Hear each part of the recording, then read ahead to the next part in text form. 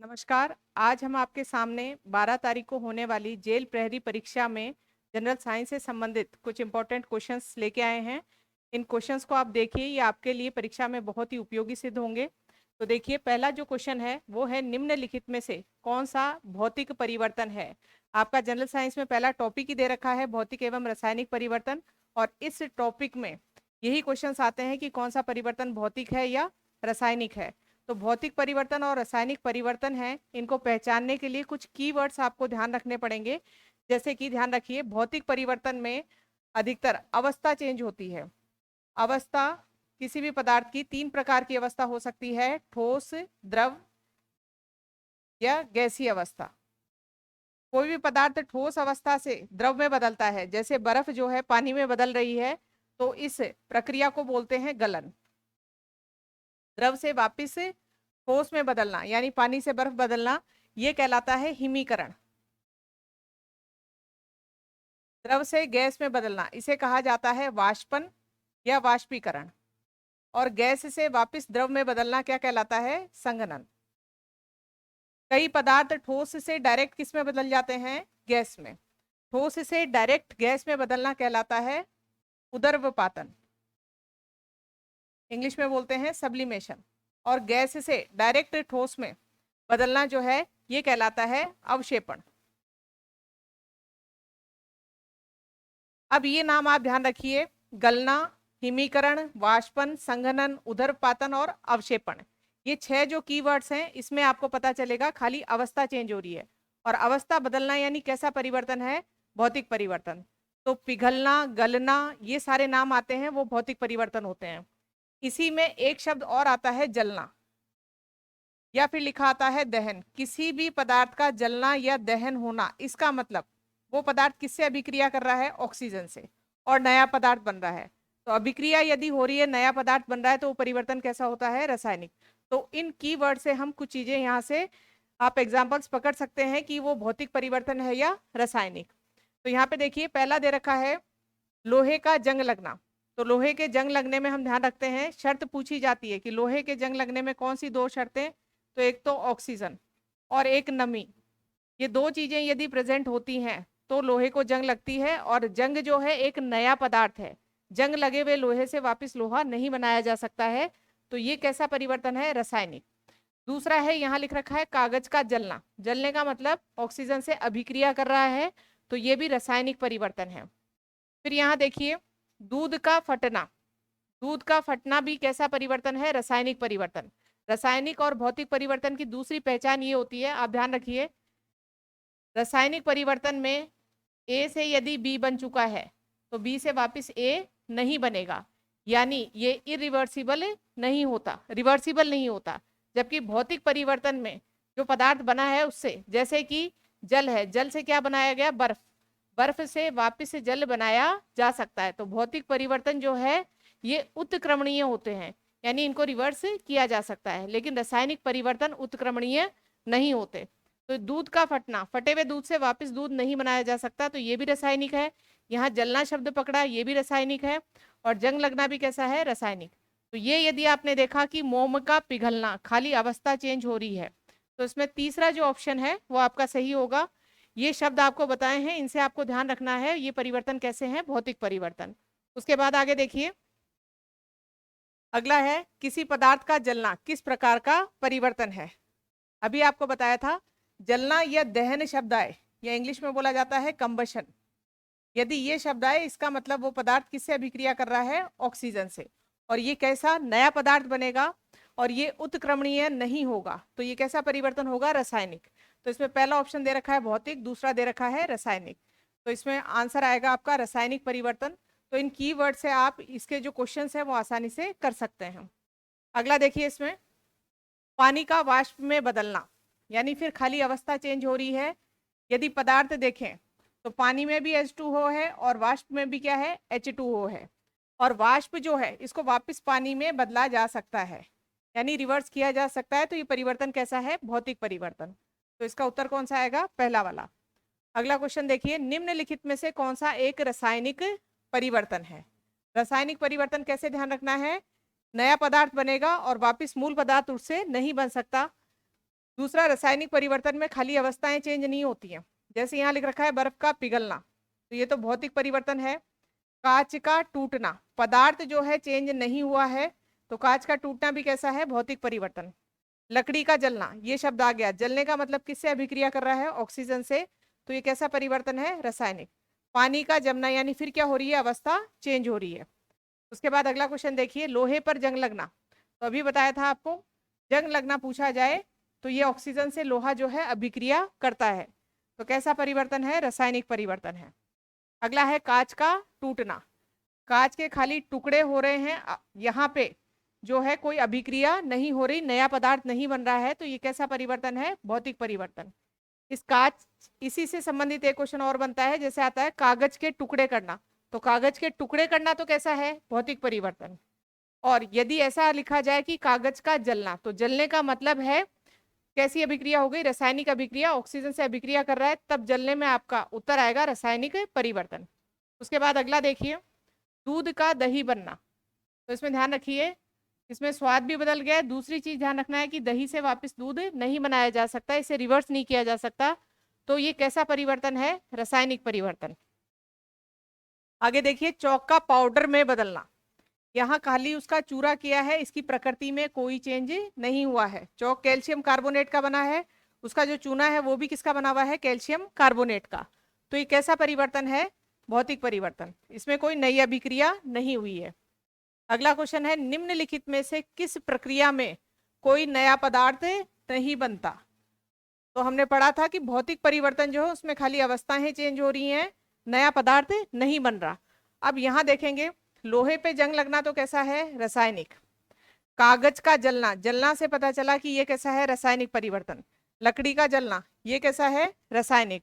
अब इसमें ध्यान रखना है आपको कि नमक का पानी में घुलना, यहाँ पे नमक की प्रकृति चेंज नहीं हो रही है, वो NaCl है, तो पानी में घुलने के बाद भी वो क्या रहेगा, NaCl ही, नई प्रकृति या नया पदार्थ नहीं बन रहा है, तो इसमें आपका उत्तर आएगा ये वाला।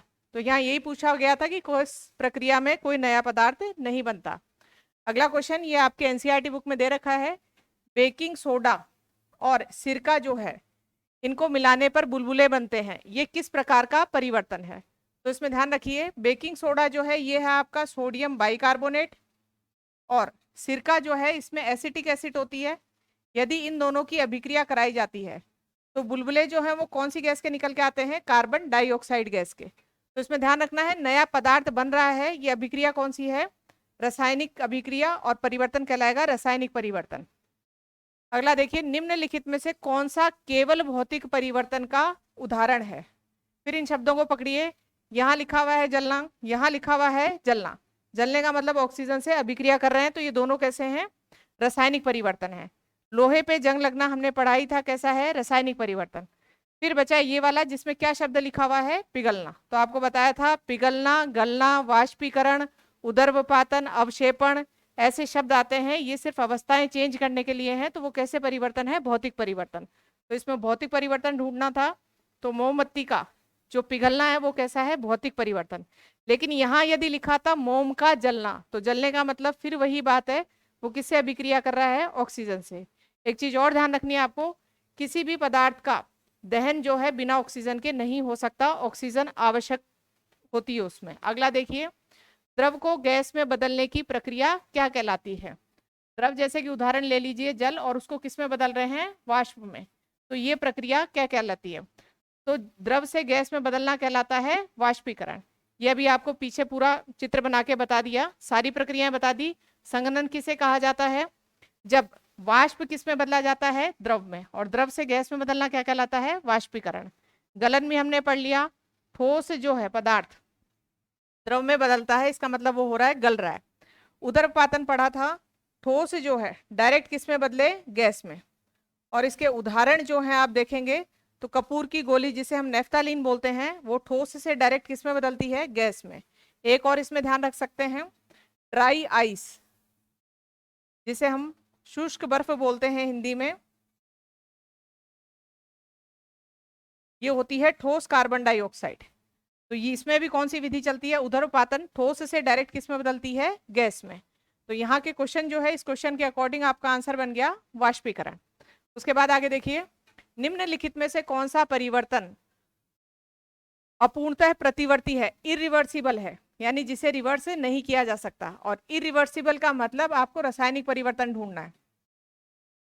अब रासायनिक परिवर्तन में देखिए, पहला है कागज का फटना या टुकड़े होना, कांच के टुकड़े होना, ये चीजें आपको बताई थी। टुकड़े करना भौतिक परिवर्तन है, खाली उसकी साइज चेंज किया आपने, शेप चेंज की है, तो ये तो भौतिक परिवर्तन है। हमें ढूंढना है रासायनिक परिवर्तन। पानी का बर्फ में बदलना, फिर अवस्था चेंज हुई है, भौतिक परिवर्तन है। मोम का पिघलना, यहाँ फिर अवस्था चेंज हुई है, ठोस अवस्था से किसमें हो गया, द्रव अवस्था में।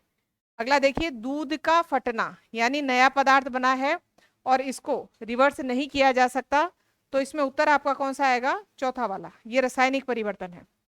अगला है, निम्नलिखित में से कौन सा परिवर्तन रासायनिक नहीं है।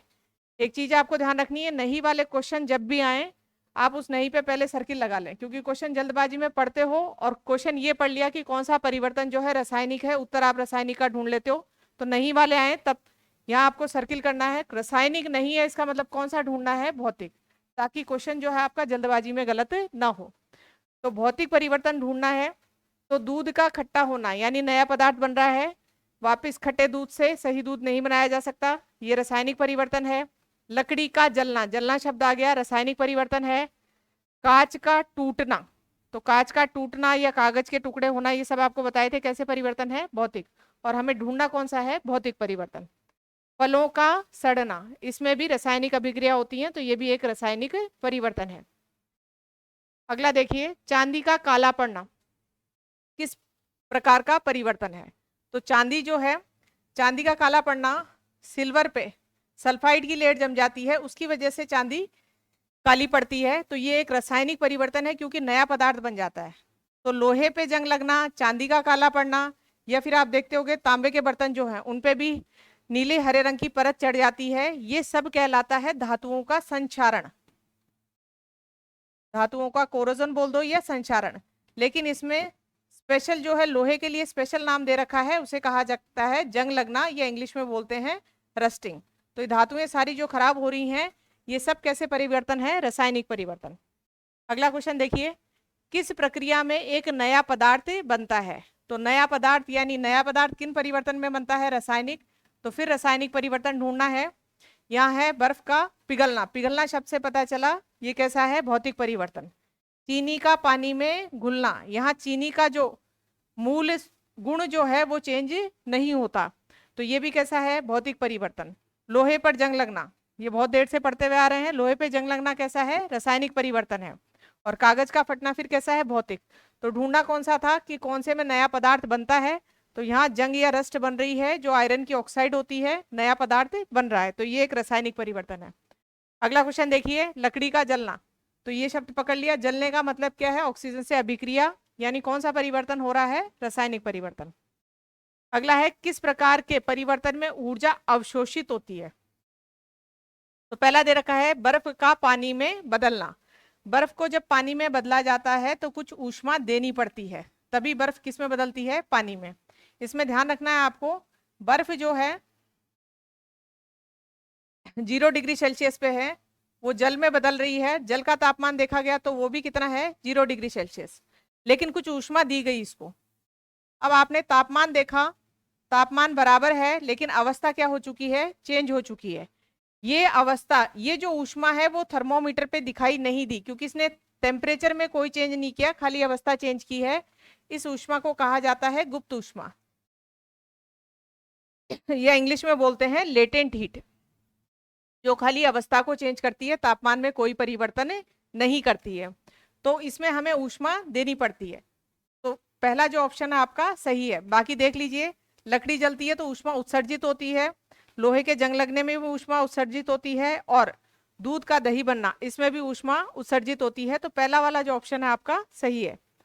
उसके बाद अगला देखिए, निम्नलिखित में से कौन सा एक भौतिक परिवर्तन का उदाहरण नहीं है। नहीं है, भौतिक परिवर्तन नहीं है, तो कौन सा ढूंढना है आपको, रासायनिक परिवर्तन। रासायनिक परिवर्तन में देखिए, पहला लोहे का, यहाँ क्या शब्द लिखा है, पिघलना, पिघलना का मतलब ये कैसा है, भौतिक परिवर्तन है। यहाँ लिखा है उबलना, उबलने का मतलब द्रव से किस में बदल रहा है, गैस में, अवस्था चेंज हो रही है, ये भी भौतिक परिवर्तन है। यहाँ फिर क्या लिखा हुआ है, पिघलना, तो इधर कुछ भी लिखा हो, इन कीवर्ड से आप पता लगा सकते हो कि वो भौतिक परिवर्तन है या रासायनिक परिवर्तन है। तो यहाँ देखा इन तीन का तो वैसे ही अलग ये हट गए, तीनों ही कैसे हैं भौतिक परिवर्तन, क्योंकि खाली अवस्था चेंज कर रहे हैं। चौथा देखिए ऑप्शन, अंगूर से शराब बनना। तो यहाँ देखेंगे पदार्थ जो है उसके गुणधर्म चेंज हो रहे हैं, तो अंगूर से शराब बनना अलग रासायनिक पदार्थ बन रहा है, तो ये आपका कैसा परिवर्तन होगा, रासायनिक। और हमें कौन सा ढूंढना था, रासायनिक परिवर्तन। अगला देखिए, निम्नलिखित में से किस प्रक्रिया में गैस उत्पन्न होती है। तो ये क्वेश्चन अभी हमने देखा था, बेकिंग सोडा जो कि है सोडियम बाइकार्बोनेट, और दूसरा कौन सा था, सिरका। जब आप उपयोगी तत्व पढ़ें, रासायनिक जो तत्व या उत्पाद पढ़ें, तो इसमें ध्यान रखना सोडा नाम आए तो उसमें सोडियम जरूर होगा। सोडियम बाइकार्बोनेट है, धावन सोडा है, जो भी है आप सोडा देखेंगे तो उसमें सोडियम आपको जरूर मिलेगा। उससे आप कई बार ऑप्शन से आंसर निकाल सकते हैं। और सिरके से इसकी अभिक्रिया कराते हैं तो कार्बन डाइऑक्साइड गैस निकलती है। बाकी तीन जो आपको ऑप्शन दे रखे हैं, पानी में नमक मिलाने पे कोई गैस उत्पन्न नहीं होती, मोम के पिघलने पे भी नहीं होती, और कागज का फटना जो है इसमें भी कोई गैस उत्पन्न नहीं होती। अब कुछ आपके जो बायोलॉजी का सिलेबस दे रखा है उसमें आपको दे रखा है ह्यूमन जो है सिस्टम, ऑर्गन सिस्टम्स दे रखे हैं, यानी मानव के तंत्र। तो उसमें से एक तंत्र हमने लिया है पाचन तंत्र, उससे संबंधित क्वेश्चन आपको बता रहे हैं। पहला दे रखा है कि मनुष्य में पाचन तंत्र में पाचन की शुरुआत कहाँ से होती है। तो यहीं से आपको एक क्वेश्चन और बता देते हैं। सबसे पहली बात तो कि पाचन जो है, पोषक पदार्थ कितने होते हैं, तो ध्यान रखना है हम पोषक पदार्थ जो खा रहे हैं उनको 7 भागों में बांटा जाता है। सबसे पहला पोषक पदार्थ है कार्बोहाइड्रेट। अनाज और मीठी चीजों में हम क्या खाते हैं, कार्बोहाइड्रेट। दूसरा ध्यान रखना है प्रोटीन, जो कि दाल, अंडा, दूध, दही से प्राप्त होता है। तीसरा ध्यान रखना है वसा। 3 पोषक पदार्थ तो ये खाते हैं। उसके बाद हैं खनिज लवण, विटामिन, जल और रेशे। तो हमारे भोजन में जो पोषक पदार्थ हैं उनको 7 जो है भागों में वर्गीकृत किया गया है। अब इनको 2 टुकड़ों में इसलिए तोड़ा गया, ध्यान रखना है आपको। ये जो 3 इधर है, कार्बोहाइड्रेट, प्रोटीन और वसा, इनकी जो संरचना होती है ये जटिल होती है, तो इन 3 का ही पाचन होता है। ध्यान रखेंगे, जटिल पोषक पदार्थ को सरल में बदलना, यही क्या कहलाता है, पाचन। यदि क्वेश्चन आए कि पाचन क्या होता है, तो जटिल पोषक पदार्थ को सरल में बदलना क्या कहलाता है, पाचन। और किसी भी पोषक पदार्थ को पचाने के लिए हमारे शरीर में क्या बनते हैं, एंजाइम। बिना एंजाइम के पाचन क्रिया नहीं होती, और हमारे शरीर में पाचन ग्रंथियां जो हैं वो एंजाइम निकालती हैं। तो ये चीजें आपको ध्यान रखनी है। ये 3 नाम ध्यान रखोगे। पाचन सिर्फ किनका होता है, कार्बोहाइड्रेट का, प्रोटीन का और वसा का। इधर वाले जो पदार्थ है इनका पाचन नहीं होता, इनका स्ट्रक्चर पहले से ही सरल होता है। तो खनिज लवण का कोई पाचन नहीं होता, विटामिन का पाचन नहीं होता, जल का पाचन नहीं होता, रेशों का हमारे शरीर में पाचन नहीं होता, क्योंकि हमारी जो अपेंडिक्स है उसने काम करना बंद कर दिया है। वो हमारे शरीर में एक अवशेषी अंग है। जबकि जो जानवर हैं, चारा वगैरह खाते हैं, उनके शरीर में सेलुलोज या रेशों का पाचन जो है होता है। तो ये 3 चीजों का पाचन नहीं हो रहा है। और भी ध्यान रखना है, आपके शरीर में ऊर्जा इन 3 पोषक पदार्थों से ही मिलती है, इधर से ऊर्जा नहीं मिलती। ये इसलिए बताया, क्वेश्चन एग्जाम में इस तरीके से आता है, निम्नलिखित में से किसका पाचन नहीं होता है। 3 ऑप्शन ये दे रखे होंगे, चौथा इनमें से कोई सा भी दिया जा सकता है। या फिर क्वेश्चन ऐसे आएगा, निम्नलिखित में से किससे ऊर्जा प्राप्त नहीं होती। 3 ऑप्शन ये हैं, इन चारों में से कोई सा एक दिया आएगा जिससे ऊर्जा प्राप्त नहीं होती। तो आगे देखिए, फिर इनमें ऊर्जा का क्रम भी होता है। सबसे पहले कार्बोहाइड्रेट ऊर्जा देता है, दूसरा नंबर किसका होता है, वसा का, और अंत में ऊर्जा कौन देता है, प्रोटीन। इसलिए क्वेश्चन बनते हैं कि भयंकर डाइटिंग कर रहे हैं या लंबी भूख हड़ताल पे बैठ गए हैं, तो अंत में हमारे शरीर को ऊर्जा देने वाले कौन होते हैं, प्रोटीन।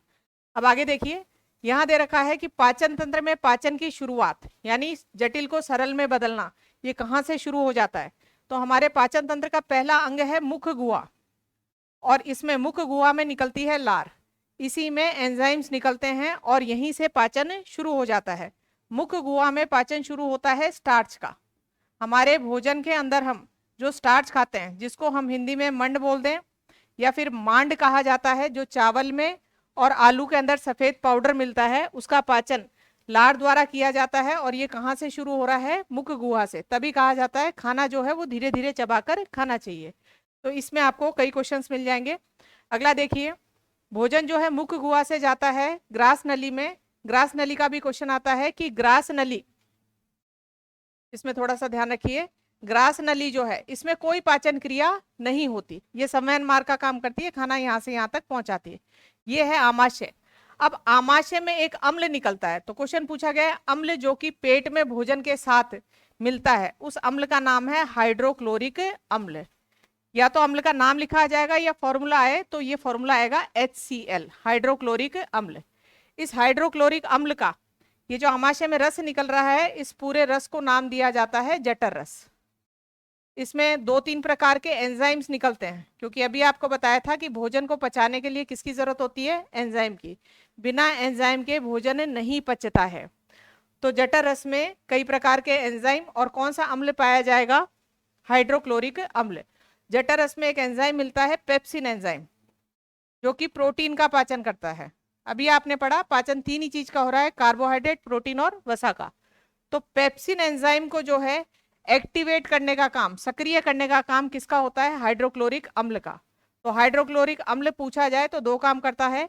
एक तो यहाँ पे जो है आपके भोजन में यदि कोई जीवाणु वगैरह है उनको खत्म करेगा, दूसरा काम ये करता है जो पेप्सिन एंजाइम है उसको एक्टिवेट करता है, जो कि किसका पाचन करता है, प्रोटीन का। उसके बाद आगे देखिए, लीवर द्वारा स्त्रावित जो पित्त रस है ये कहाँ एकत्रित होता है। तो लीवर जो है ये एक बहिस्रावी ग्रंथि है और इससे निकलने वाला रस क्या कहलाता है, पित्त रस। अब पित्त रस में क्या क्या पाया जाता है, पित्त रस को इंग्लिश में हम बोलते हैं बाइल जूस। इसमें एक तो पाए जाते हैं पित्त लवण और होते हैं पित्त वर्णक। पित्त वर्णक जो हैं जिनका नाम होता है बिलीरुबिन और बिलीवर्डिन, इनका कलर कैसा होता है, पीला। इसकी वजह से इस पित्त रस का रंग भी कैसा होता है, पीला। अब आपने देखा पित्त लवण और पित्त वर्णक। सबसे पहला क्वेश्चन ये ध्यान रखना है आपको कि पित्त रस में कोई एंजाइम नहीं होता, यानी पित्त रस जो है पाचन का काम नहीं करता, लेकिन ये पाचन में सहायक होता है। क्या काम करता है वो ध्यान रखिए। वसा जो है,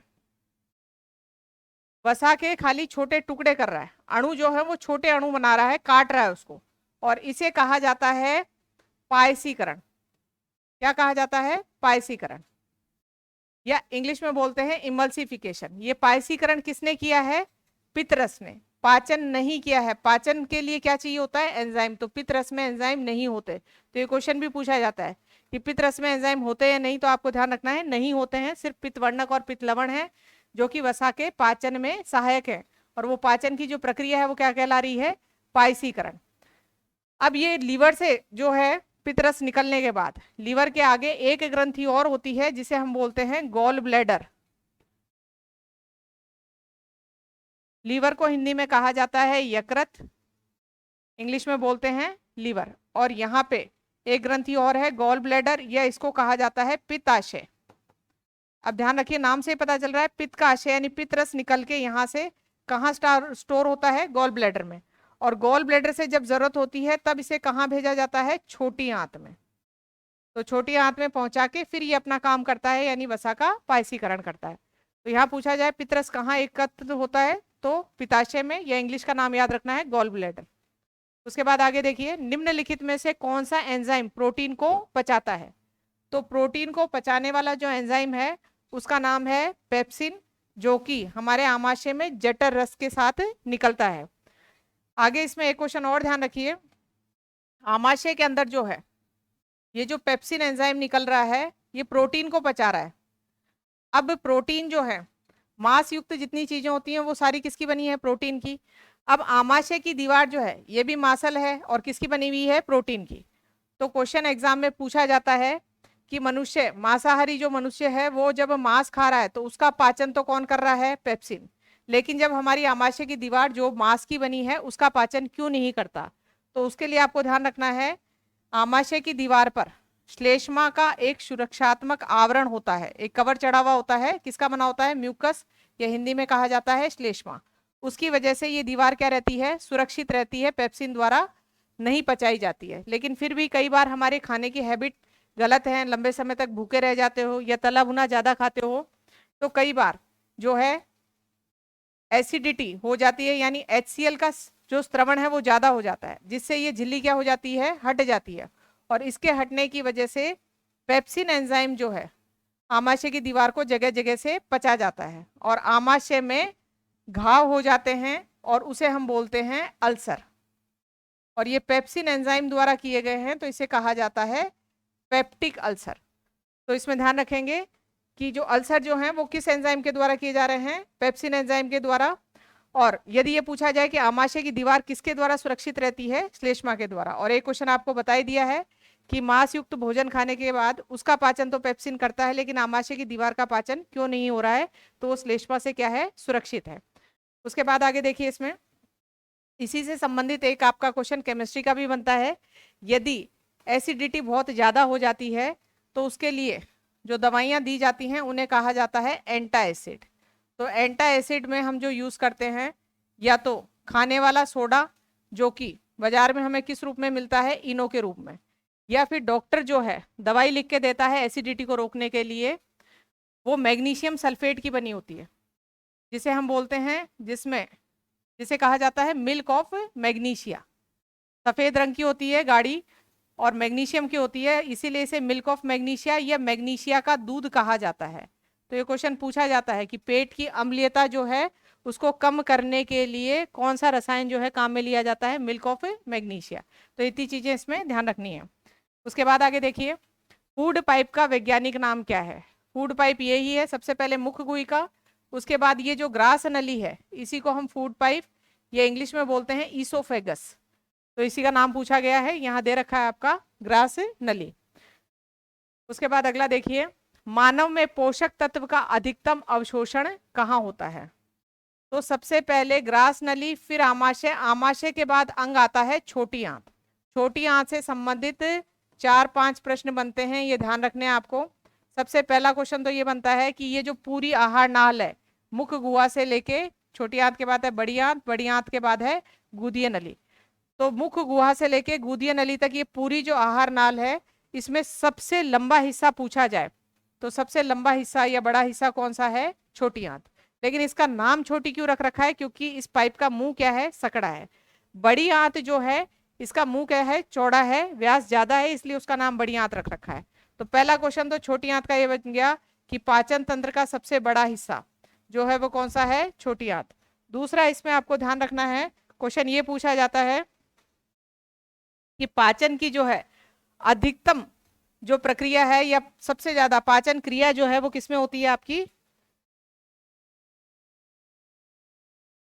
छोटी आंत में। क्योंकि आप देखेंगे मुख्य गुहा में सिर्फ पाचन किसका होता है, स्टार्च का। यहां पहुंचेंगे तो पाचन होगा प्रोटीन का, और बाकी वसा, कार्बोहाइड्रेट और बचा हुआ जितना प्रोटीन है उसका पाचन कहाँ होता है, छोटी आंत में। तो यदि ये क्वेश्चन पूछा जाए आपसे कि सबसे ज्यादा पाचन क्रिया कहाँ होती है, तो ध्यान रखना है कहाँ होती है, छोटी आंत में। दूसरा, संपूर्ण पचा हुआ भोजन जो है, पूरे पचे हुए भोजन का अवशोषण रक्त के द्वारा कहाँ से किया जाता है, छोटी आंत से। तो सबसे बड़ा हिस्सा, सबसे ज्यादा सर्वाधिक पाचन क्रिया कहाँ हो रही है, छोटी आंत में। पचे हुए भोजन का पूरे का अवशोषण कहाँ हो रहा है, छोटी आंत में। तो ये चीजें आपको ध्यान रखनी है। बड़ी आंत में यदि पूछा जाए तो बड़ी आंत में केवल जल का और लवण का क्या होता है, अवशोषण होता है।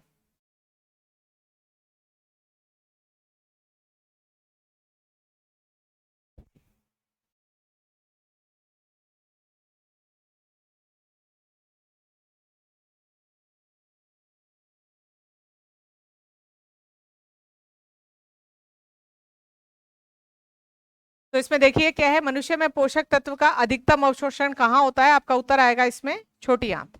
अगला क्वेश्चन देखिए, अगला है पित्तरस किसके पाचन में सहायक होता है। अभी बताया ये पाचन नहीं करता है, इसमें एंजाइम नहीं है, लेकिन पाचन में सहायक होता है। और वो किसके पाचन में सहायक होता है, वसा के पाचन में। और इसमें आपको ध्यान रखना है, ये पाचन की क्रिया जो है ये कहलाती है पायसीकरण। अगला है अग्नाशय द्वारा कौन सा रस जो है स्त्रावित किया जाता है। तो आमाशय के बाद में जो छोटी आंत है, उस छोटी आंत में एक तो यकृत द्वारा रस डाला जा रहा है, दूसरा ध्यान रखना है इधर से अग्नाशय रस डालती है। अग्नाशय जो है इंग्लिश में इसको बोलते हैं पेनक्रियास। और इससे आने वाला रस जो है वो है पूर्ण पाचक रस कहलाता है। पूर्ण पाचक रस इसलिए क्योंकि अभी आपने देखा था हमारे भोजन में 3 चीजों का पाचन होता है, कार्बोहाइड्रेट, प्रोटीन और वसा। और इस रस के अंदर तीनों को पचाने वाले एंजाइम पाए जाते हैं। तो इसे पूर्ण पाचक रस, या फिर आपके क्वेश्चन के हिसाब से दे रखा है तो कौन सा आ जाएगा, अग्नाशयी रस कहा जाता है। अगला क्वेश्चन देखिए, बड़ी आंत का क्या कार्य होता है। अभी बताया था पचा हुआ भोजन जो है उसका अवशोषण तो कौन कर रहा है, छोटी आंत। और बड़ी आंत जो है इसका काम जो है वो सिर्फ क्या होता है, जल का अवशोषण करना।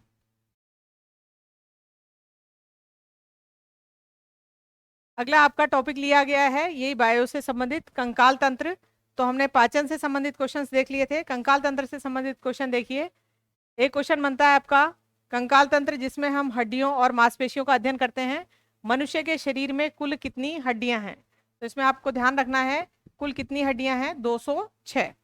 उसके बाद आगे देखिए, निम्नलिखित में से कौन सी अस्थि खोपड़ी में पाई जाती है। अब देखिए फीमर जो है, फीमर पैर की अस्थि होती है, जांग में पाई जाती है, शरीर की सबसे बड़ी अस्थि होती है। और यदि आपसे पूछा जाए कि रक्त का निर्माण किस अस्थि में होता है तो फीमर अस्थि में, क्योंकि ये जो अस्थि होती है फीमर अस्थि, ये अंदर से खोखली होती है। और इस खोखली अस्थि में इसको कहा जाता है बोन मैरो। बोन मैरो, ये हिंदी में कहा जाता है इसे अस्थि मज्जा। रक्त इसमें बनता है। ये जो द्रव पाया जाता है अस्थि के अंदर उसका नाम है बोन मैरो या अस्थि मज्जा। और रक्त का निर्माण जो है यहाँ पे होता है। तो ये तो जांग की अस्थि है। उसके बाद ध्यान रखिए टीबिया और एक होती है फिबुला। पैर में जांग की अस्थि तो हो गई फीमर, फिर घुटने पे गोल जो ढक्कन लगा हुआ है उसका नाम है पटेला। फिर पैर के अंदर 2 अस्थियां हैं आगे पिंडली में, उनका नाम है टीबिया और फिबुला। तो आपने ध्यान रखने हैं पैर में जो 3 अस्थियां हैं, जांग की अस्थि, फीमर अस्थि। फिर ध्यान रखेंगे पिंडली में 2 अस्थियां जो हैं वो कौन कौन सी हैं, एक तो है टीबिया और दूसरी कौन सी है, फिबुला। और जो नी कैप है, घुटने के ऊपर छोटी सी कैप लगी हुई है गोल सी, उसका नाम है पटेला।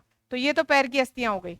उसके बाद है ह्यूमरस, हाथ में जो ये वाली अस्थि होती है वो कौन सी है, ह्यूमरस। फिर आगे यदि देखेंगे कोनी के आगे का हिस्सा है तो इसमें 2 अस्थियां होती हैं, इनका नाम होता है रेडियस और अल्ना। ये एग्जाम में कंफ्यूज हो जाती है, एग्जाम में क्वेश्चन ऐसे पूछे जाते हैं, निम्नलिखित में से कौन सी अस्थि पैर की अस्थि है, कौन सी अस्थि हाथ की अस्थि है। तो इसमें ध्यान रखेंगे ह से हाथ और ह से कौन सी है, ह्यूमरस। थोड़ी ट्रिक बना लेंगे तो कंफ्यूज नहीं होगे। और रेडियो आप हाथ से बजाते हो तो रेडियस भी कहाँ है, हाथ में। और उसी के पास में कौन सी है, अल्ना। ये दोनों साथ में ही है दोनों अस्थियां। यहाँ ध्यान रखा फीमर अस्थि, और दूसरे क्वेश्चन से आपको याद रहेगी क्योंकि फीमर अस्थि में क्या बन रहा है, रक्त बन रहा है, शरीर की सबसे बड़ी अस्थि है। और टीबिया और फिबुला ये पैर में अस्थियां हैं, ट से टांग, ट से टीबिया, इस तरीके से याद कर लीजिए। और यहाँ ध्यान रखना है घुटने में कौन सी अस्थि है, पटेला। तो ये देखा कि ये चारों अस्थियां हाथ और पैर में आ रही हैं, तीनों अस्थियां। ये वाली जो है फ्रंटल, ये आपकी मस्तिष्क में होती है। तो यहाँ क्वेश्चन यही पूछा गया है कि मस्तिष्क के ऊपर कवरिंग होती है, उसमें है खोपड़ी के अंदर, तो फ्रंटल जो है ये खोपड़ी की अस्थि होती है। अगला देखिए, सबसे लंबी हड्डी कौन सी है। तो वही क्वेश्चन, सबसे लंबी हड्डी कौन सी है, फीमर हड्डी। रेडियस अभी पढ़ा, अब रेडियस को देख के आप पहचान जाओगे क्योंकि आपने ट्रिक याद कर ली है, रेडियो किससे बजा रहे हो, हाथ से, तो किसकी अस्थि है, हाथ की। रेडियस के साथ ही अल्ना, रेडियो अल्ना, ये दोनों अस्थियां किसकी हैं, हाथ की। ह से ह्यूमरस, ह से हाथ, तो ये 3 अस्थियां आपके हाथ की हैं, ये पैर की अस्थि है और ये शरीर की सबसे बड़ी अस्थि है। उसके बाद है कशेरुकीय वर्टिब्रा की कुल संख्या कितनी होती है। तो इसमें ध्यान रखिए हमारी जो रीढ़ की हड्डी है वो एक हड्डी नहीं है, इस तरीके से 33 जो है। पहली बात तो रीढ़ की हड्डी को क्या कहा जाता है, कशेरुक दंड, कशेरुक दंड या मेरुदंड बोलते हैं, या इंग्लिश में बोला जाता है वर्टिब्रल कॉलम। ये सिंगल एक हड्डी नहीं है, ये अलग अलग इस तरीके से जो रिंग्स बनी हुई हैं ये जुड़ी हुई हैं ताकि अपन आराम से मतलब मुड़ सके। तो इसमें ध्यान रखिए ये कुल कितनी अस्थियां हैं, 33 है, इन्हें कशेरुक कहा जाता है। ये कुल कितने कशेरुक हैं, 33 कशेरुक है। इसमें ध्यान रखिए, एक बार क्वेश्चन ऐसे भी आया था कि हमारे वर्टिबल कॉलम में कितने वर्टिब्रा है, यानी इंग्लिश वाले को डायरेक्ट ट्रांसलेट कर दिया था, हिंदी में लिख दिया था, तो कितने वर्टिब्रा है, 33 है, ये ध्यान रखना है इसमें। लेकिन वयस्क मनुष्य में ये लास्ट वाले जो वर्टिब्रा है ये जुड़ जाते हैं और कितने हो जाते हैं, 26 हो जाते हैं। लेकिन कॉमन क्वेश्चन इसका यही रहता है, कितना, 33। उसके बाद आगे देखिए, इसमें इसी के अंदर मस्तिष्क में से, मस्तिष्क को सुरक्षा प्रदान करने वाली तो है खोपड़ी की अस्थियां, और इस मस्तिष्क में से ही एक पतली सी नस निकलती है जिसे हम बोलते हैं मेरु रज्जु या कशेरुक रज्जु कहा जाता है, या इंग्लिश में इसे कहा जाता है स्पाइनल कॉर्ड। ये मस्तिष्क का हिस्सा है, और ये स्पाइनल कॉर्ड जो है किस में सुरक्षित रहती है, कशेरुक दंड में। और ये स्पाइनल कॉर्ड या जो मेरु रज्जु है, ये हड्डियों का नाम तो है मेरुदंड, और ये कहलाती है मेरु रज्जु।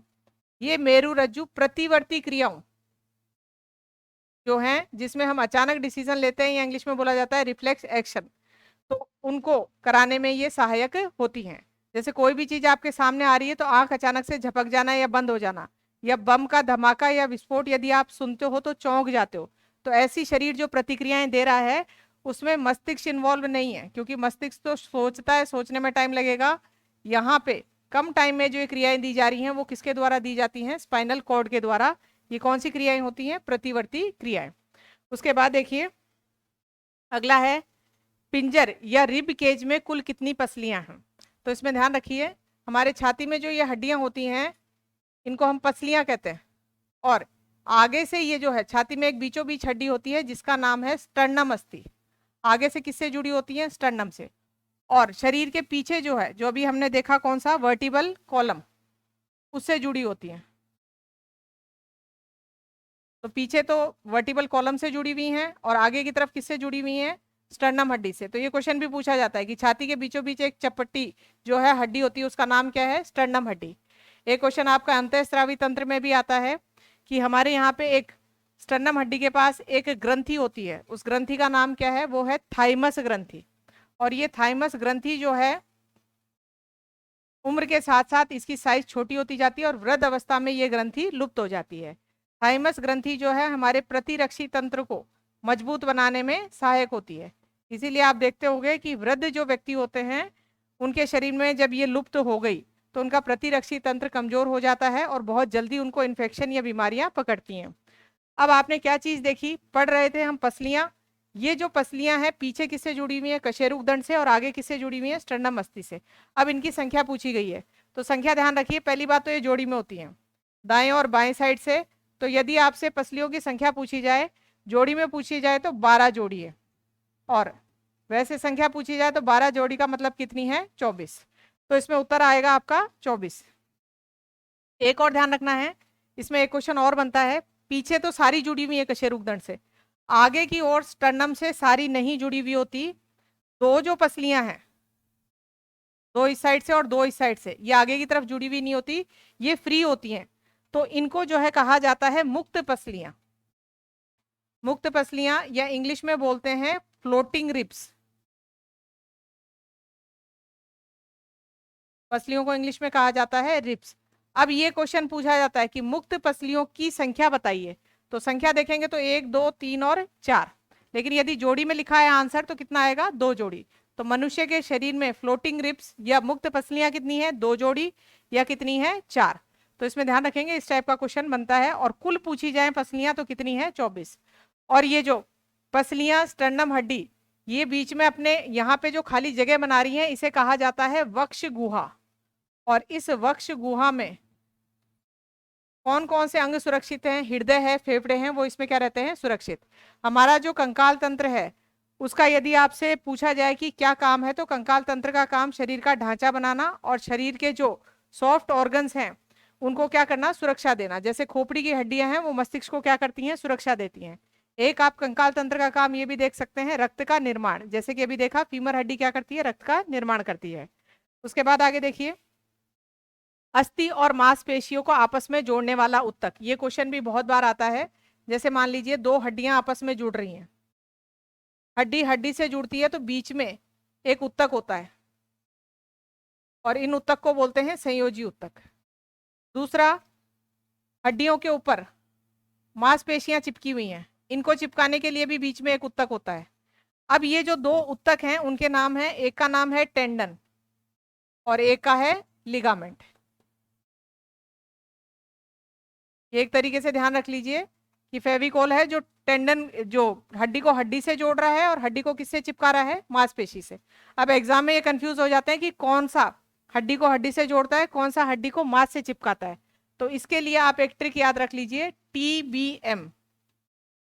टीबीएम याद रखना है, यानी टेंडन जो है टी से बनाना है टेंडन, टेंडन बी से बोन, बोन और ये मसल, यानी बोन को, अस्थि को मांसपेशी से चिपकाने वाला कौन है, टेंडन है। बाकी बचा कौन सा, लिगामेंट। तो लिगामेंट जो है वो अस्थि को अस्थि से चिपकाता है। तो सबसे पहले तो क्वेश्चन ये ध्यान रखेंगे कि टेंडन और लिगामेंट क्या है, संयोजी उत्तक हैं जो किसको चिपका रहे हैं, हड्डी को हड्डी से चिपकाने वाला तो है लिगामेंट और हड्डी को मांसपेशी से चिपकाने वाला है टेंडन। एग्जाम में कंफ्यूज नहीं हो इसलिए क्या याद रखना, खाली टीबीएम याद रख लेना, दूसरा वाला ऑप्शन अपने आप बन जाएगा टेंडन बोन टू मसल, यानी हड्डी को मांसपेशी से। अब आपका क्वेश्चन यही है कि अस्थि को मांसपेशी से चिपकाने वाला या जोड़ने वाला उत्तक कौन सा है, तो उत्तर आपका कौन सा आएगा, टेंडन। अगला क्वेश्चन देखिए, मस्तिष्क की सुरक्षा के लिए कौन सा कंकालीय भाग उत्तरदायी है। अभी आपने पढ़ा था मस्तिष्क जो है उसको सुरक्षा देने के लिए जो ऊपर हड्डियों का जो संरचना है उसको हम खोपड़ी बोलते हैं या इंग्लिश में बोल देते हैं स्कल, और उसके बाद में यहाँ जो है मस्तिष्क से जो एक पतली सी नस निकल रही है जिसका नाम है मेरुरज्जु, उसको सुरक्षा देने वाला ये रीढ़ की हड्डी है जिसे कहा जाता है मेरुदंड। तो इसमें ध्यान रखिए मस्तिष्क को सुरक्षा देने वाली कौन है, खोपड़ी। उसके बाद है मेरुदंड की रक्षा कौन करता है, तो मेरुदंड की रक्षा कौन करता है, मेरुदंड नहीं ये मेरुरज्जु होगा। मेरुरज्जु की रक्षा जो है वो कौन करता है, कशेरुक करते हैं। कशेरुक यानी वर्टिबल कॉलम, यानी रीढ़ की हड्डी जो है वो मेरुरज्जु की रक्षा करते हैं। अगला देखिए, कौन सी हड्डी वक्ष के यानी छाती के मध्य होती है। अभी हमने पढ़ा था पसलियों के बीचों बीच जो हड्डी है उसका नाम क्या है, स्टर्नम हड्डी। उसी के पास एक ग्रंथि पाई जाती है उसका नाम है थाइमस ग्रंथि। अगला क्वेश्चन है, आगे आपके जो रुधिर परिसंचरण तंत्र है उस पर आधारित कुछ एमसीक्यूज हैं। इसमें देखिए सबसे पहला है, मानव हृदय में कुल कितने कक्ष या कोष्ठक या चैम्बर्स पाए जाते हैं। तो मनुष्य के हृदय में कोष्ठक कितने हैं, 4। इसमें ध्यान रखिए 4 कोष्ठक जो हैं, ऊपर वाले कोष्ठकों को नाम दिया जाता है आलिंद और नीचे वाले कोष्ठक हैं निलय। फिर एग्जाम में कंफ्यूज नहीं हो, छोटी सी ट्रिक दिमाग में बना लो, नी से नीचे नी से निलय। फिर ध्यान रखना इसमें दाएं और बाएं भाग में कंफ्यूज होते हो। ये जो चित्र बनाया है उसमें इस तरीके से यहाँ खड़े होना है, इधर आपका हाथ कौन सा आ रहा है, दायां, और इधर कौन सा है, बायां। तो ये भाग कौन सा है, दायां। तो ये कोष्ठक कहलाएगा दायां आलिंद, ये है दायां निलय। ये कहलाएगा बायां आलिंद और ये कहलाएगा बायां निलय। ये दायां बायां याद इसलिए रखना है क्योंकि बाईं साइड में कौन सा रक्त है, शुद्ध रक्त, और दाईं साइड में कौन सा है, अशुद्ध रक्त है। और यहाँ शुद्ध का मतलब भी ध्यान रखना है, शुद्ध का मतलब साफ नहीं, उस रक्त में क्या है, ऑक्सीजन है। ये क्वेश्चन एग्जाम में पूछे जाते हैं कि धमनियों में शुद्ध रक्त बहता है, शुद्ध से आप क्या समझते हो, तो उसे साफ नहीं बताना है। शुद्ध का मतलब है, शाब्दिक अर्थ नहीं लेना है, शुद्ध का मतलब है उस रक्त में क्या है, ऑक्सीजन है, और अशुद्ध का मतलब है इसमें ऑक्सीजन नहीं है, ये कार्बन डाइऑक्साइड युक्त रक्त है। तो बाएं भाग में तो कौन सा है, शुद्ध, और दाएं भाग में कौन सा है, अशुद्ध। तो कितने कोष्ठक हो गए, 4 कोष्ठक। उसके बाद आगे देखिए, अगला ध्यान रखेंगे, हृदय से रक्त को शरीर के विभिन्न अंगों में, ये 2 प्रकार की वाहिकाएं होती है हमारे शरीर में, धमनी और शिराएं। इनकी परिभाषा अच्छे से याद रख लें। आप गलत परिभाषा याद रखते हैं कि शुद्ध रक्त ले जा रही हैं वो तो धमनी और अशुद्ध ले जा रही हैं वो है शिरा। परिभाषा ये नहीं है, परिभाषा ऐसे ध्यान रखनी है आपको, वो वाहिनियां यानी पाइप, ब्लड की पाइप जो रक्त को हृदय से शरीर के अंगों के पास ले जाती हैं। हृदय से किधर ले जा रही हैं, अंगों के पास, उनका नाम है धमनी, और अंगों से वापिस हृदय की तरफ ला रही हैं उनका नाम है शिरा। तो ये अब इसमें आगे ध्यान रखेंगे, सभी धमनियां कैसा ले जाती हैं, शुद्ध, यानी सब में उनमें क्या होती है, ऑक्सीजन। लेकिन यहां थोड़ा सा आपको अपवाद याद रखना है कि ये अशुद्ध रक्त यहां गया और अशुद्ध रक्त उसके बाद में इस पाइप से फेफड़ों में जा रहा है, और ये वाला पाइप जो है फिर रक्त हृदय से किधर ले जा रहा है, किसी अंग के पास, और हृदय से अंग की तरफ ले जाएगा तो उसका नाम क्या रखना पड़ेगा, धमनी। लेकिन इसमें रक्त कैसा जा रहा है, अशुद्ध। अब अशुद्ध हुआ कैसे, इसमें कार्बन डाइऑक्साइड कैसे मिली, जब धमनियां यहाँ से रक्त लेके आई हैं तो कोशिकाओं को ऑक्सीजन पकड़ा दी और कोशिकाओं से क्या ले ली, कार्बन डाइऑक्साइड ले ली इस रक्त ने। रक्त कभी भी इन पाइप से बाहर नहीं निकलता, कोशिकाओं की जो ये झिल्ली है यहीं से पदार्थ जो है वो आर पार होते हैं, लेकिन रक्त बाहर नहीं निकलता। इसलिए मनुष्य का परिसंचरण तंत्र जो है वो कैसा कहलाता है, बंद। ये क्वेश्चन भी पूछा जाता है कि मनुष्य का परिसंचरण तंत्र कैसा है, खुला है या बंद है। तो रक्त हमेशा रक्त वाहिनियों में ही बहता है, इसलिए ध्यान रखना कैसा है, बंद परिसंचरण तंत्र है।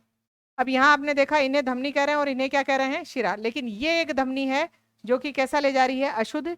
तो इसका पूरा नाम याद रखना पड़ेगा, फुफ्फुसीय धमनी। फुफ्फुसीय धमनी, क्योंकि फेफड़ों से संबंधित नाम क्या है, फुफ्फुसीय। ये इंग्लिश में बोला जाता है पल्मोनरी आर्टरी। ये कैसा ले जाती है, अशुद्ध। ऐसे ही फेफड़ों में गैसों का आदान प्रदान होता है। ये रक्त जो है अपनी ऑक्सीजन फेफड़ों से ले लेता है और कार्बन डाइऑक्साइड इसको दे आता है, यानी वापस जब रक्त आ रहा है तो इसमें ऑक्सीजन है। ये रक्त कैसा है, शुद्ध है। तो इसमें ध्यान रखेंगे, यहाँ जो ये पाइप है ये रक्त कैसा ला रही है, शुद्ध। लेकिन ये ला कहां से रही है, अंग से हृदय की ओर, इसलिए इसका नाम रखा गया शिरा और इसे कहा जाता है फुफ्फुसीय शिरा। तो फिर यहाँ क्वेश्चन बनता है कि सारी शिरा जो है अशुद्ध रक्त ले जाती हैं, एकमात्र शिरा जो शुद्ध रक्त लाती है उसका नाम क्या है, फुफ्फुसीय शिरा। तो ये अपवाद याद रखने, क्वेश्चन पूछे जाते हैं। तो क्वेश्चन को देखिए, हृदय से रक्त की ओर शरीर के विभिन्न भागों में कौन सी रक्तवाहिका रक्त ले जाती है। तो हृदय से अंगों की ओर लाने वाली क्या कहलाती हैं, धमनियां कहलाती हैं। एक और ध्यान रखना है आपको, अशुद्ध रक्त जो है कार्बन डाइऑक्साइड वाला रक्त, उसका रंग कैसा होता है, नीला। तो इधर दाईं भाग में कौन सा रक्त है, नीला रक्त, और बाईं साइड में कौन सा है, लाल रक्त, जिसमें ऑक्सीजन पाई जाती है। अगला है, यहीं पे एक चीज और अगला क्वेश्चन बनेगा आपका, रक्त एक बार घूम के आया है, अंगों को क्या दे के आया है, ऑक्सीजन।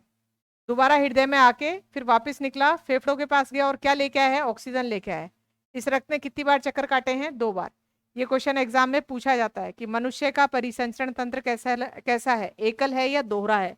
तो आपको बताना है कैसा है, दोहरा है। तो बंद भी है और कैसा है, दोहरा भी है। उसके बाद आगे देखिए, रुधिर का रंग लाल किसके कारण होता है। तो ध्यान रखिए, सबसे पहला तो रुधिर का क्वेश्चन ये आता है कि रुधिर है क्या। तो रुधिर एक तरल संयोजी उत्तक है। संयोजी तक अभी पहले भी देखे थे, लेकिन ये कैसा है, तरल संयोजी उत्तक है। और इसमें कौन कौन सी चीजें पाई जाती हैं, इसमें जो लिक्विड वाला पार्ट पाया जाता है उसका नाम है प्लाज्मा, और बाकी पाई जाती हैं रक्त कणिकाएं। रुधिर कोशिकाएं बोल दें या रक्त कणिकाएं। लिक्विड वाला पार्ट जो है वो प्लाज्मा 55% रक्त का बनाता है, और जो रुधिर कोशिकाएं हैं वो 3 भागों में बांटनी है। एक होती है आरबीसी, एक होती है डब्ल्यूबीसी और एक होती है प्लेटलेट्स। इन सब के अलग अलग काम है। आरबीसी में एक वर्णक पाया जाता है हीमोग्लोबिन। इस हीमोग्लोबिन का काम होता है ऑक्सीजन का परिवहन करना। इस हीमोग्लोबिन का रंग लाल है, इसलिए आरबीसी का रंग लाल, और इसी की वजह से ब्लड का कलर कैसा होता है, लाल होता है। तो क्वेश्चन यदि पूछा जाए कि रुधिर का रंग लाल क्यों है, तो पहले आरबीसी ढूंढिए, नहीं मिलता है तो उत्तर क्या आ जाएगा आपका, हीमोग्लोबिन। डब्ल्यूबीसी का मेन काम होता है रोगों के संक्रमण से बचाना। हमारे शरीर में यदि इन्फेक्शन हो रहा है, जीवाणु विषाणु प्रवेश कर रहे हैं, तो वो कहलाते हैं एंटीजन, या इंग्लिश में हिंदी में कहा जाता है प्रतिजनी। उनके विरोध में हमारा शरीर बनाता है एंटीबॉडी, और ये एंटीबॉडी हमें कौन बना के देती हैं, डब्ल्यूबीसी, यानी रोगों के संक्रमण से बचाती हैं। इन्हें हमारे शरीर का पुलिसमैन भी कहा जाता है। अगला है प्लेटलेट्स या रुधिर बिंबाणु। इनका मुख्य कार्य होता है रक्त का थक्का जमाना। तो ये मुख्य मुख्य कार्य याद रखने हैं। आरबीसी का काम ऑक्सीजन ले जाना, डब्ल्यूबीसी का काम रोगों के संक्रमण से बचाना, और प्लेटलेट्स का काम होता है थक्का जमाना। इनके हिंदी नाम भी याद रखने हैं। इन्हें कहा जाता है लाल रुधिर कोशिका, इन्हें कहा जाता है श्वेत रुधिर कोशिका या कणिका, इन्हें कहा जाता है रुधिर बिंबाणु। एक साइंस वाले नाम है, ये है इरिथ्रोसाइट, ये है ल्यूकोसाइट। ल्यूको शब्द कहीं पे भी आए, ये किससे संबंधित होता है, श्वेत से, ल्यूकोसाइट। और ये कहलाते हैं रुधिर बिंबाणु यानी थ्रोम्बोसाइट। तो इरिथ्रोसाइट ये हो गया ल्यूकोसाइट, और ये हो गया थ्रोम्बोसाइट। तो ये आपको रक्त के बारे में थोड़ा बता दिया। यहाँ क्या दे रखा है कि रक्त का रंग लाल किसके कारण है, तो आपका उत्तर आ जाएगा इसमें हीमोग्लोबिन के कारण। हीमोग्लोबिन रक्त में पाया जाने वाला एक वर्णक है। वर्णक उस पदार्थ को कहते हैं जो रंग देता है, और ये हमारे रक्त को कैसा रंग दे रहा है, लाल रंग। उसके बाद आगे देखिए, वर्णक अभी और भी पढ़े थे हमने। पित्त रस में वर्णक पाए जाते हैं बिलीरुबिन और बिलीवर्डिन। जो पितरस को कैसा रंग देते हैं, पीला रंग। उसके बाद है रक्त का वह घटक जो थक्का बनने में मदद करता है। तो अभी देख लीजिए आप, आपको बताया था थक्का बनने में कौन मदद कर रहा है, प्लेटलेट्स। लेकिन प्लेटलेट्स के और नाम भी याद होने चाहिए। यहाँ दे रखा है सीधा नाम, दूसरा नाम याद होना चाहिए आपको, इनको थ्रोम्बोसाइट भी बोलते हैं, ये नाम लिखा आ सकता है, या इनको रुधिर बिंबाणु भी बोलते हैं, जो कि रक्त का थक्का जमाने में सहायक होते हैं। यदि शरीर में इनकी कमी हो जाए, प्लेटलेट्स यदि गिर जाती हैं तो रक्त का थक्का नहीं बनता और शरीर में आंतरिक रुधिर स्राव हो सकता है, इंटरनल हेमरेज। रक्त का बहना कहलाता है हेमरेज, और ये हेमरेज को क्या करते हैं, रोकते हैं। तो इनकी कमी से आंतरिक रुधिर स्राव हो सकता है। डेंगू बुखार जो होता है उसमें प्लेटलेट्स जो है इनकी संख्या क्या होती है, कम होती है। इसीलिए डेंगू में रोगी के शरीर पे प्लेटलेट्स बहुत कम होने पर शरीर पर लाल चकत्ते बन जाते हैं, क्योंकि आंतरिक रुधिर स्राव होता है। इसलिए डेंगू बुखार को हेमरेजिक फीवर भी कहा जाता है, यानी बुखार भी हो रही है और आंतरिक रुधिर स्राव हो रहा है, तो इसे हेमरेजिक फीवर भी कहते हैं। अगला देखिए क्वेश्चन, मानव हृदय किस प्रकार का पंपिंग तंत्र दर्शाता है। एक तो आपको ध्यान रखना है, हृदय का कार्य पूछा जाए। हमारे शरीर में हृदय खाली मोटर का काम करता है। पूरे दिन शरीर में जो रक्त धमनी और शिराओं में बह रहा है, इन पाइपों में बह रहा है, इनको बहाने के लिए पीछे मोटर चाहिए, और वो मोटर, ये पंप का काम कौन कर रहा है, हृदय। हृदय का इसके अलावा हमारे शरीर में कोई काम नहीं है। तो ये क्वेश्चन पूछा जाता है, हृदय का कार्य बताइए, तो एक पंपिंग स्टेशन की तरह काम करता है। अब आगे देखिए, आपको बताया था मनुष्य का परिसंचरण तंत्र कैसा है, बंद है और दोहरा है। बंद क्यों, क्योंकि नालिकाओं से बाहर नहीं निकल रहा रक्त, और 2 बार चक्कर काट रहा है, इसलिए इसे कहते हैं दोहरा। तो यहाँ आ गया आपका आंसर, द्वैध परिसंचरण तंत्र है। अगला देखिए, इसमें रक्त को शुद्ध करने वाला प्रमुख अंग कौन सा है। इस क्वेश्चन में भी आप गड़बड़ कर देते हैं। अभी आपने देखा कि हृदय से रक्त निकला किधर गया, फेफड़ों की तरफ, और ये रक्त कैसा था, नीला था। नीला यानी जिसको आप बोल रहे थे अशुद्ध रक्त था, और ये फेफड़ों से क्या ले आया, ऑक्सीजन ले आया। ऑक्सीजन लेने के बाद इस रक्त का नाम रख दिया आपने शुद्ध रक्त, यानी कार्बन डाइऑक्साइड वाला रक्त जो था वो तो अशुद्ध था, और ऑक्सीजन वाला रक्त है वो कौन सा है, शुद्ध है। अब यहाँ पे इन फेफड़ों ने शुद्धिकरण नहीं किया है, रक्त की सफाई नहीं की है। यहाँ पे सिर्फ फेफड़ों ने रक्त में क्या मिलाया है, ऑक्सीजन मिलाया है, तो इसे कहा जाता है ऑक्सीजनीकरण। फेफड़े रक्त का क्या करते हैं, ऑक्सीजनीकरण करते हैं, सफाई नहीं करते। सफाई यदि पूछी जाए तो हमारे शरीर में किडनी, जिसको हम वृक्क भी बोलते हैं या किडनी कहते हैं, या एक कॉमन नेम होता है गुर्दा, ये रक्त को छानता है और उसमें से यूरिया और जल वगैरह जो है वो निकालता है और मूत्र का निर्माण करता है। तो इसमें ध्यान रखिए, रक्त की सफाई पूछी जाए या शुद्ध करने वाला अंग पूछा जाए तो रक्त की सफाई तो कौन करेगा, वृक्क करेगा, रक्त को छानता है। रक्त में ऑक्सीजन मिलाने वाला काम कौन करेगा, तो ये कौन हो गया, फेफड़ा। रक्त का निर्माण पूछा जाए तो रक्त का निर्माण फीमर हड्डी में, और फीमर हड्डी में जो द्रव है उसका नाम है अस्थि मज्जा। और रक्त की मृत्यु यानी आरबीसी की बात करते हैं तो रक्त की मृत्यु होती है प्लीहा में। प्लीहा जो अंग है इसको हम स्प्लिन भी बोलते हैं इंग्लिश में, इसका एक नाम और है तिल्ली। यहाँ पे आरबीसी 120 दिन की होने के बाद खत्म हो जाती हैं, तो रक्त की मृत्यु यहाँ हो रही है, इसलिए प्लीहा को आरबीसी की या रक्त की क्या कहा जाता है, कब्र कहा जाता है।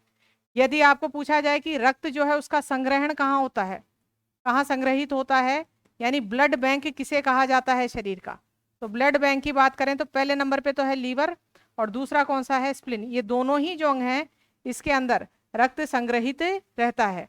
तो रक्त से संबंधित क्वेश्चन, रक्त का निर्माण बता दिया, रक्त की सफाई कौन कर रहा है, वृक्क, रक्त में ऑक्सीजन कौन मिला रहा है, फेफड़ा, और रक्त की पंपिंग यानी रक्त को पूरे दिन शरीर में बहा कौन रहा है, तो वो कौन सा है, हृदय। ये ध्यान रखना है।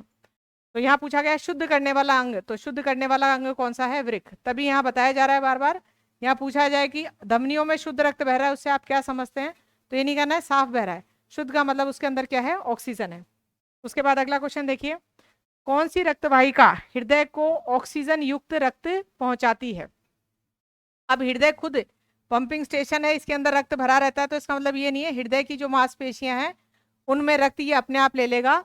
हृदय में भी कुछ धमनियां होती हैं, और ये धमनियां जो हैं ये हृदय को रक्त पहुंचाती हैं। उन धमनियों का नाम है कोरोनरी धमनी। तो हृदय की जो मांसपेशियां हैं उनको ऑक्सीजन युक्त रक्त जो है वो कौन सी धमनियां पहुंचाती हैं? कोरोनरी धमनी। एक इसमें ध्यान रखना है, यदि ब्लड के अंदर कोलेस्ट्रॉल का लेवल ज़्यादा हो जाता है तो ये कोलेस्ट्रॉल जो है ये इन धमनियों की दीवारों पे चिपक जाता है और इस परिस्थिति को कहा जाता है धमनी कठिन्य। शरीर में किसी भी धमनी पे चिपक सकता है, लेकिन कोरोनरी धमनी पे यदि कोलेस्ट्रॉल चिपक रहा है तो ये खतरनाक रहता है। ये इनका जो रास्ता है ब्लड के रास्ते को क्या कर रहा है? अवरुद्ध कर रहा है। ये जो घटना है क्या ला रही है? धमनी कठिन्य, ये इंग्लिश में बोला जाता है एरिथ्रोस्क्लेरोसिस। और अब यदि यहाँ से ब्लड बहेगा तो ब्लड का प्रेशर ज़्यादा होगा और उससे धमनी फट सकती है, और धमनी फटने से हृदय को रक्त की जो आपूर्ति है वो बंद हो जाती है और क्या आ जाता है? हार्ट अटैक आ जाता है, जिसे हम हिंदी में बोलते हैं हृदय आघात। तो हृदय आघात जो है वो कोरोनरी धमनी फटने से आता है, और कोरोनरी धमनी में किसका जमाव ज़्यादा हो गया था? कोलेस्ट्रॉल का जमाव ज़्यादा हो गया था। तो आपको पता चला कि हृदय को जो रक्त है वो कौन सी धमनियाँ देती हैं? कोरोनरी धमनी। उसके बाद है रक्त का कौन सा घटक रोगों से लड़ता है? तो हमने तीन ही पढ़े हैं। आरबीसी ऑक्सीजन ले जाता है, डब्ल्यूबीसी रोगों से लड़ता है, और प्लेटलेट्स क्या करता है? रक्त का थक्का जमाता है। तो आरबीसी, जिनका आरबीसी यानी रेड वाली लाल रक्त कणिकाएं, क्या नाम है? लाल रक्त कोशिकाएं, कणिकाएं, इसका काम, सॉरी ये गलत बता दिया आपको, यहाँ पूछा गया रोगों से लड़ने वाला यानी डब्ल्यूबीसी, और डब्ल्यूबीसी कौन सा है? व्हाइट वाला, श्वेत रक्त कोशिकाएं। अगला देखिए, इसमें निम्नलिखित में से कौन सी वाहिकाएं ऑक्सीजन रहित रक्त को हृदय में लाती हैं? तो ध्यान रखिए, दो पाइप ध्यान रखनी है। शिरा धमनी का काम तो होता है हृदय से किधर की तरफ ले जा रही है? अंग की तरफ, और अंग से वापस जो है हृदय की तरफ लाने वाली, और कैसा? ऑक्सीजन रहित रक्त इसमें होती है कार्बन डाइऑक्साइड।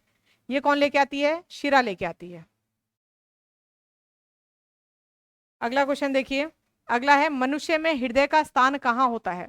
तो ये हम लोग सोचते हैं बाईं ओर है, वास्तविक स्थिति जो है वो छाती के बीच में और थोड़ा सा बाईं ओर झुकाव रहता है। तो ये क्वेश्चन भी आपको ध्यान रखना है। अगला देखिए, इसमें किस अंग में ऑक्सीजन युक्त और ऑक्सीजन रहित रक्त का आदान प्रदान होता है? तो ये हमने देखा था कि ऑक्सीजन जो है गैसों का विनिमय कहाँ से हो रहा है? फेफड़ों से। यहाँ पे रक्त देखते हैं, रक्त क्या दे के आता है? ऑक्सीजन, कार्बन डाइऑक्साइड दे आता है, और आते टाइम क्या लेके आता है? ऑक्सीजन लेके आता है। तो ये आदान प्रदान कहाँ पे हो रहा है? फेफड़ों में। ऑक्सीजनीकरण कौन कर रहे हैं? फेफड़े। फुफ्फुसीय धमनी किस प्रकार का रक्त वहन करती है? ध्यान रखिए, सारी धमनियां शुद्ध रक्त ले जाती हैं, और शुद्ध का मतलब ऑक्सीजन वाला रक्त, लेकिन फुफ्फुसीय धमनी क्या है? अपवाद है, ये ऑक्सीजन रहित रक्त लेके जाती है। तो इसमें ऑप्शन रहेगा आपका ऑक्सीजन रहित। ऐसे ही शिरा का याद कर लीजिए, सारी शिराएं कैसा ले जाती हैं? अशुद्ध ले जाती हैं, और अशुद्ध का मतलब है उसमें ऑक्सीजन नहीं है, ऑक्सीजन रहित रक्त लेके जाती हैं। लेकिन एकमात्र शिरा जिसका नाम है फुफ्फुसीय शिरा, वो ऑक्सीजन युक्त रक्त लेके जाती है। अगला देखिए, किस प्रकार की रक्त वाहिकाएं उत्तकों से सीधे गैस और पोषक तत्वों का आदान प्रदान करती हैं? धमनियां जब ऑक्सीजन गैस लेके आ रही हैं कोशिकाओं के पास, तो ये धमनियां, इनकी दीवार मोटी होती है, इनसे डायरेक्ट पोषक पदार्थ जो हैं उनका आदान प्रदान नहीं होता। ये पतली पतली पाइपों में पहले बढ़ती हैं। इनकी जो ये दीवारें हैं ये पतली होती हैं, और इन बारीक दीवारों से आप देखेंगे गैसों का आदान प्रदान या पोषक पदार्थ यदि ये लेके आई हैं तो उनका आदान प्रदान इन उत्तकों को या कोशिकाओं को हो जाता है। अब ये जो पतली पाइप हैं इनका नाम है कैपिलरीज, या कहा जाता है केशिकाएं, और यही केशिकाएं फिर वापस जुड़ती हैं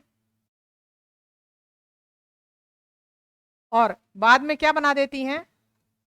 शिराएं। और शिरा जो है ऑक्सीजन रहित रक्त जो है हृदय की ओर ले जाता है। तो आपने देखा यहाँ पे आदान प्रदान जो है वो कौन सी नालिकाओं द्वारा हो रहा है? केशिकाओं द्वारा। तो इसका उत्तर कौन सा हो जाएगा आपका? तीसरा। क्वेश्चन क्या था? किस प्रकार की रक्त वाहिकाएं उत्तकों से सीधे गैस और पोषक तत्वों का आदान प्रदान करती हैं? उसके बाद अगला क्वेश्चन देखिए, रक्त का तरल भाग क्या कहलाता है? तो हमने पढ़ लिया था, रक्त का पूरा संगठन, जो तरल भाग है वो क्या कहलाता है? प्लाज्मा। और प्लाज्मा रक्त का कितना प्रतिशत बनाता है? 55। बाकी 45% में रुधिर कोशिकाएं होती हैं। 3 प्रकार की कोशिकाएं पड़ी हैं। कौन सा यंत्र हृदय की धड़कन को रिकॉर्ड करता है? तो हृदय की धड़कन में आप पहला यंत्र देखिए कौन सा है? थर्मोमीटर। थर्मोमीटर जो है बॉडी का टेम्परेचर नापता है यानी तापमान। बैरोमीटर जो है प्रेशर नापता है। यहाँ क्या दे रखा है? ईसीजी मशीन, जिसे बोलते हैं इलेक्ट्रोकार्डियोग्राम। ये जो मशीन है ये हृदय की धड़कन नापती है। आपने देखा होगा ईसीजी की इस तरह की रीडिंग आती हैं, ये ईसीजी मशीन हृदय की धड़कन जो है इसको नापती है। यहाँ कंफ्यूज हो सकते हो आप, स्पिग्नोमैनोमीटर ना लगा दें। स्पिग्नोमैनोमीटर जो है हृदय की धड़कन नहीं नापता, ये रुधिर दाब यानी ब्लड का प्रेशर नाप के बताता है।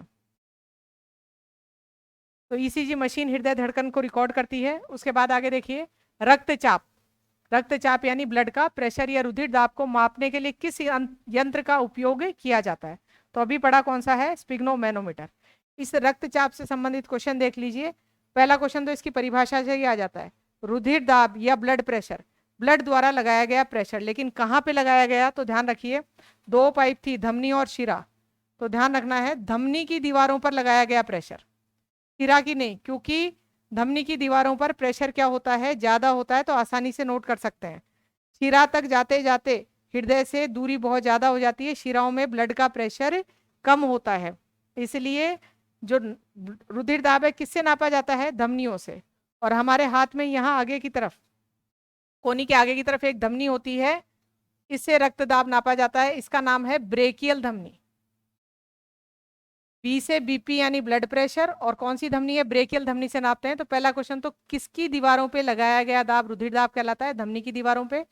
कौन सी धमनी से नापते हैं? ब्रेकियल धमनी से। कौन सा यंत्र होता है? स्पिग्नोमैनोमीटर। नॉर्मल जो बीपी या रुधिर दाब होता है वो कितना होता है? 120/80 mmHg। Hg जो है वो पारे का संकेत है, ये मिलीमीटर है। ये दो रीडिंग किस लिए आई हैं? जब हृदय पंपिंग करता है तो एक बार तो संकुचन करेगा, यानी उसकी साइज छोटी होती है, और संकुचित होकर जब रक्त इसमें डालेगा तो प्रेशर ज्यादा आता है, उसे हम सिस्टोलिक या संकुचन वाला प्रेशर बोलते हैं। वो कितना आएगा? 120। दूसरी जो चक्र है उसमें हृदय की जो मसल्स हैं वो रिलैक्स हो जाती हैं, उसे कहा जाता है अनुशीतलन। उस समय इनमें जो रक्त रहता है उसे उसका प्रेशर कम होगा, और कितना रहेगा? 80। तो ये वाला प्रेशर तो है अनुशीतलन वाला, ये है संकुचन वाला। इंग्लिश में कहा जाता है सिस्टोलिक और डायस्टोलिक। तो नॉर्मल बीपी पूछा जाए तो ऐसे लिखा जाता है 120/80 mmHg। इसे 120 से 80 नहीं लिखा जाता, और यंत्र का नाम है स्पिग्नोमैनोमीटर। अगला देखिए, इसमें सामान्य मनुष्य का औसत रक्तचाप, तो ये आपका उत्तर हो गया 120/80 mmHg। उसके बाद रक्त में ऑक्सीजन का वहन कौन करता है? तो रक्त के घटक पड़े थे। आरबीसी के अंदर कौन था? हीमोग्लोबिन। इसका मेन काम ही क्या होता है? ऑक्सीजन जो है उसका परिवहन करना। इसके द्वारा रक्त की एक दिशा में प्रवाह सुनिश्चित किया जाता है। इसमें ध्यान रखिए, हिंदी में तो नाम आएगा कपाट, इंग्लिश में बोलते हैं वाल्व। ये वाल्व आपको हृदय में भी मिलेंगे, और कौन सी पाइप? शिराओं में भी मिलेंगे। हृदय में यदि आप देखेंगे तो हृदय में दाएं भाग में त्रिवलन कपाट है, और बाएं भाग में कौन सा है? द्विवलन कपाट है। ये कपाट क्यों लगे हुए हैं? रक्त आलिन से निलय में आ रहा है, लेकिन जब हृदय संकुचित हो तो ये रक्त जो है प्रेशर से वापस ऊपर ना चला जाए, तो ये कपाट इनको बंद कर देते हैं, ये वाल्व बंद कर देते हैं, यानी ब्लड का बैक फ्लो ना हो, वापस दूसरी दिशा में ना जाए, यानी रक्त को एक ही दिशा में बनाए रखे। दूसरा ध्यान रखें, ये तो है धमनी, धमनियों में रक्त का प्रेशर ज्यादा होता है, तो कोई डर नहीं है कि रक्त उल्टा बहेगा, एक ही दिशा में बहता है। लेकिन जो शिराएं होती हैं उसमें क्योंकि हृदय से बहुत ज्यादा दूरी हो गई है, इनमें डर रहता है कि रक्त उल्टा बह जाए, तो रक्त इनमें बह रहा होता है, तो यहाँ अर्धचंद्राकार आकृति के कपाट लगे होते हैं। शिराओं में अर्धचंद्राकार आकृति के कपाट होते हैं, और ये कपाट जो हैं जब रक्त ऐसे जा रहा है वापिस बहने की कोशिश करेगा तो ये कपाट भर जाते हैं, और फिर उसके बाद ये बंद हो जाते हैं। तो आपने देखा कपाट या वाल्व का एक ही काम है कि रक्त जो है उसको एक ही दिशा में बहाए, बैक फ्लो उसका नहीं हो। तो किसके द्वारा रक्त की एक ही दिशा में प्रवाह सुनिश्चित किया जाता है?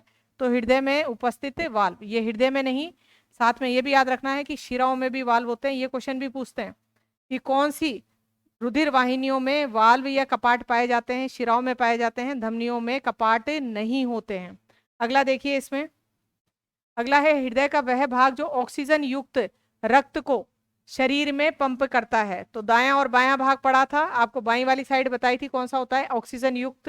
तो बाएं में भी कौन सा? बायां निलय। यहां से रक्त जो है वो हृदय से अंगों की ओर जा रहा है, तो बाएं निलय, बायां निलय ऑक्सीजन युक्त रक्त को शरीर में पंप करता है। अगला देखिए, अंतःस्रावी तंत्र जो है, इससे संबंधित क्वेश्चन हम देख रहे हैं। अंतःस्रावी तंत्र में हम ग्रंथियां पढ़ते हैं, और ग्रंथियों से निकलने वाले पदार्थ हार्मोन के बारे में पढ़ते हैं। पहले तो ध्यान रख लीजिए, ग्रंथियां हमारे शरीर में दो प्रकार की हैं। एक तो होती हैं बहिस्रावी, और एक होती हैं अंतःस्रावी।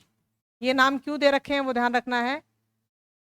बहिस्रावी ग्रंथियां नालिका युक्त होती हैं, इनके खुद के पाइप होते हैं, लेकिन अंतःस्रावी ग्रंथियां जो है नालिका विहीन होती हैं। अब ये जो पदार्थ है नालिका विहीन होने के कारण इन ग्रंथियों से जो पदार्थ निकलता है अंतःस्रावी ग्रंथियों से, ये सीधा रक्त के अंदर डालती हैं, और रक्त के अंदर डालने के कारण इनका नाम क्या रख दिया, अंतःस्रावी। बहिस्रावी ग्रंथियां अपना पदार्थ अपनी जो विशेष नालिकाएं होती हैं उसमें डालती हैं, लेकिन रक्त से बाहर डाल रही हैं, इसलिए इनका नाम क्या है, बहिस्रावी ग्रंथियां। पाचन में जो ग्रंथियां हैं वो अधिकतर कैसी हैं, बहिस्रावी ग्रंथियां हैं। जैसे यकृत पूछा जाए तो बहिस्रावी ग्रंथि है, यकृत की खुद की नालिका होती है जो कि पित्रस लेके जा रही है, फिर यहाँ पे गॉल ब्लैडर होता है जहाँ पे पित्रस स्टोर हो रहा है, तो यकृत कैसी है, बहिस्रावी। शरीर की सबसे बड़ी बहिस्रावी ग्रंथि कौन सी है, यकृत। या सबसे बड़ी ग्रंथि पूछी जाए तो भी कौन सी है, यकृत। अंतःस्रावी ग्रंथियां अपना पदार्थ रक्त के अंदर डाल रही है, इसलिए नाम रख दिया गया अंतःस्रावी। और डिफरेंस याद रखना है, इनसे निकलने वाला पदार्थ जो है, बहिस्रावी से निकलने वाला पदार्थ कहलाता है रस। इसमें अधिकतर एंजाइम पाए जाते हैं, लेकिन कईयों में एंजाइम नहीं होते, जैसे यकृत से निकलने वाले पित्त रस में एंजाइम नहीं होते। इनसे जो पदार्थ निकलता है इसका नाम होता है हार्मोन। तो हम जो टॉपिक पढ़ रहे हैं वो कौन सा है, अंतःस्रावी तंत्र, और उससे निकलने वाला पदार्थ कौन सा है, हार्मोन। तो पूछा जाता है कि अंतःस्रावी ग्रंथियों जो है वो क्या स्रावित करती हैं, हार्मोन स्रावित करती हैं। अगला देखिए, इसमें अगला है इंसुलिन हार्मोन किस ग्रंथि से निकलता है। तो हमारी जो अग्नाशय ग्रंथि है जिसे हम इंग्लिश में बोलते हैं पेनक्रियास। एक तो इसके बारे में आपको ये ध्यान रखना है कि अग्नाशय ग्रंथि कैसी है, मिश्रित। अभी आपने पढ़ा कि दो प्रकार की ग्रंथियां होती हैं, बहिस्रावी और अंतःस्रावी। अग्नाशय की यह हालत है, बहिस्रावी भी और अंतःस्रावी भी है। ये एक तो रस निकालती है जो भी हमने पीछे पढ़ा, पूर्ण पाचक रस, जो कि पाचन तंत्र में काम आ जाता है। रस निकाल रही है यानी कैसा रोल प्ले कर रही है, बहिस्रावी वाला। दूसरा, इससे हार्मोन भी निकलते हैं, और इसके हार्मोन निकालने वाला भाग जो है उसे कहा जाता है लैंगरहैंस की दीपिका। ये क्वेश्चन भी एग्जाम में आता है कि लैंगरहैंस की दीपिका मानव शरीर में कहाँ स्थित होती हैं, तो वो कहाँ पे हैं, अग्नाशय में। और क्या निकाल रही हैं, वो हार्मोन निकाल रही हैं। उन हार्मोन का नाम है, एक का नाम इंसुलिन, एक है ग्लूकागोन, और एक होता है सोमेटोस्टोनिन। तो इसमें ध्यान रखिए, ये अंतःस्रावी रोल भी प्ले कर रहा है और बहिस्रावी भी। तो हमारे शरीर की मिश्रित ग्रंथि है, इसी से कौन सा हार्मोन निकल रहा है, इंसुलिन, जो हमारे रक्त में जो शर्करा है या शुगर है उसके लेवल को मेंटेन करके रखता है। उसके बाद आगे देखिए, थायराइड ग्रंथि जो कि गले में पाई जाती है। तो एक तो पूछा जा सकता है थायराइड ग्रंथि कहाँ स्थित होती है, गले में। दूसरा ध्यान रखना है, शरीर की सबसे बड़ी अंतःस्रावी ग्रंथि पूछी जाए तो कौन सी है, थायराइड ग्रंथि है। दूसरा इसमें ध्यान रखेंगे, इससे निकलने वाला हार्मोन कौन सा है, थायरोक्सिन हार्मोन। इस हार्मोन को बनने के लिए आयोडीन की जरूरत होती है, इसीलिए हमें आयोडीन युक्त नमक खाना चाहिए। आयोडीन युक्त नमक नहीं खाया तो शरीर में आयोडीन की कमी, फिर किसकी कमी होगी, थायरोक्सिन की। और थायरोक्सिन की कमी से गले में सूजन आके जो रोग होता है उसे बोलते हैं खेंगा, या इंग्लिश में इसे कहा जाता है गोइटर कहा जाता है। ये चीजें ध्यान रखनी है। ये रोग पहाड़ी क्षेत्रों में बहुत ज्यादा पाया जाता है क्योंकि उनकी वनस्पति में नेचुरल आयोडीन नहीं पाई जाती। एक क्वेश्चन इस आयोडीन से संबंधित ये भी बनता है कि आयोडीन युक्त नमक का जो पैकेट है उस पैकेट पे किसका चिन्ह बना आता है। जैसे ध्यान रखिए कि घरेलू सामान जो है वो महिलाएं लेके आ रही हैं, लेकिन कुछ महिलाएं, अधिकतर महिलाएं हमारे देश में क्या है, अनपढ़ है। यदि वो पैकेट पे नहीं पढ़ पाती हैं कि आयोडीन है कि नहीं है, तो उसके लिए एक चिन्ह बना रखा है, इसमें बना हुआ होता है हस्तावा सूरज। तो ये क्वेश्चन एग्जाम में आया हुआ है कि आयोडीन युक्त नमक के पैकेट पे क्या चिन्ह बना हुआ आता है, हस्तावा सूरज। तो ये आपको ध्यान रखना है। अगला देखिए, अगला है मधुमेह रोग किस हार्मोन की कमी से होता है। तो अभी हमने पढ़ा इंसुलिन जो कि किससे निकल रहा था, पेनक्रियास से। इसमें ध्यान रखेंगे, हम जो खाना खा रहे हैं कार्बोहाइड्रेट, कार्बोहाइड्रेट आपको बताया था जटिल पोषक पदार्थ है, इसको पचने के बाद क्या बनता है, ग्लूकोज बनता है। और ग्लूकोज जो है इसका ऑक्सीकरण होके हमारे शरीर में ऊर्जा प्राप्त होती है, और वो ऊर्जा एटीपी के रूप में होती है। ये ऑक्सीकरण कहाँ हो रहा है, कोशिका के अंदर। अब जितनी ऊर्जा चाहिए थी उतने ग्लूकोज का तो ऑक्सीकरण कर लिया, लेकिन यदि कार्बोहाइड्रेट ज्यादा खा रखा है, ग्लूकोज ज्यादा पड़ा है रक्त के अंदर, उसका क्या किया जाएगा, उसका रूप चेंज किया जाएगा, उसको बदला जाएगा ग्लाइकोजन में। ग्लाइकोजन में बदला जाएगा और उसको कहाँ स्टोर करवा दिया जाएगा, यकृत में। और ये स्टोर करवाने के लिए कौन जाता है, ये स्टोर करवाने के लिए जाता है इंसुलिन। तो आपने देखा इंसुलिन ब्लड में जो शुगर है उसकी मात्रा को कंट्रोल करके रख रहा है। जितना शरीर ने काम ले लिया ऊर्जा बनाने के लिए उतना ठीक है, एक्स्ट्रा जो ग्लूकोज पड़ा रहता है उसको ग्लाइकोजन के रूप में बदल के कहाँ जमा करा दिया जाता है, यकृत में। किस हार्मोन द्वारा? इंसुलिन हार्मोन द्वारा। यदि शरीर में इसकी कमी हो जाए तो रक्त में ग्लूकोज की मात्रा बढ़ जाएगी, और रक्त में ग्लूकोज शर्करा है तो ब्लड शुगर जो है वो बढ़ जाएगा, और इस ब्लड शुगर को बढ़ना ही हम बोलते हैं मधुमेह या डायबिटीज। तभी जो है जिनको ये रोग हो जाता है, जिनके शरीर में इंसुलिन की कमी है, उनको मीठा खाने से मना कर दिया जाता है, उनकी डाइट प्लान की जाती है। ये खाने से पहले उनको कौन सा इंजेक्शन लगाया जाता है? इंसुलिन हार्मोन का इंजेक्शन लगाया जाता है। तो इसमें लिखा है कि मधुमेह रोग जो है वो किस हार्मोन की कमी के कारण होता है, तो कौन सी हार्मोन है? इंसुलिन। एक और ध्यान रखना है, ये जो हम लीवर में स्टोर करके रखते हैं ग्लाइकोजन, इसकी जब हमें जरूरत पड़ती है, जैसे मान लीजिए किसी दिन खाना नहीं खाया, व्रत कर रखा है, उस दिन भी आपके शरीर को ऊर्जा मिलती रहती है, तो ये यकृत में स्टोर ग्लाइकोजन जो है ये वापस ग्लूकोज में बदलता है, और इसको बदलने के लिए फिर एक हार्मोन है, उसका नाम है ग्लूकागोन। और ये ग्लूकागोन हार्मोन जो है ये भी कहाँ से निकलता है? अग्नाशय से ही निकलता है। तो अग्नाशय जो हमारे शरीर की मिश्रित ग्रंथि है उसे ये दो हार्मोन निकल रहे हैं। उसके बाद आगे देखिए, शरीर में मुख्य ग्रंथि जो है या मास्टर ग्लैंड जो है किसे कहा जाता है? तो सभी ग्रंथियों को कंट्रोल करने वाली मस्तिष्क में एक ग्रंथि है जिसका नाम है पीयूष ग्रंथि। पीयूष ग्रंथि को इंग्लिश में कहा जाता है पिट्यूटरी ग्रंथि। दूसरा ध्यान रखना है, ये शरीर की सबसे छोटी ग्रंथि है। इसका आकार मटर के दाने के समान होता है। इसका भार जो है 0.6 ग्राम मिलेगा आपको। और इस पीयूष ग्रंथि को भी मस्तिष्क का एक पार्ट है हाइपोथैलेमस, वो कंट्रोल करता है। इस हाइपोथैलेमस को इस मास्टर का भी मास्टर कहा जाता है। तो ये क्वेश्चन भी पूछा जाता है कि हाइपोथैलेमस जो है वो किसको कंट्रोल करता है? पीयूष को। और पीयूष ग्रंथि पूरे अंतःस्रावी तंत्र को, बाकी सभी ग्रंथियों को कंट्रोल करती है, इसलिए इसको मास्टर ग्रंथि कहा जाता है। आगे देखिए, एड्रिनलाइन हार्मोन जो है इसका स्राव किस ग्रंथि से होता है? तो हमारे शरीर में किडनी, या जिनको हम गुर्दे बोलते हैं या बोलते हैं वृक्क, इनकी संख्या कितनी है? 2। इन किडनी के ऊपर ग्रंथि पाई जाती हैं, उनका नाम है एड्रिनल ग्रंथि, और इन्हीं ग्रंथि को हिंदी में बोला जाता है अधिवृक्क। ये किसके ऊपर पाई जा रही है? वृक्क के ऊपर। तो एक क्वेश्चन तो ये भी पूछा जाता है कि अधिवृक्क ग्रंथि जो है कहाँ स्थित है? वृक्क के ऊपर। दूसरा क्वेश्चन ये पूछा जा सकता है कितनी होती है संख्या?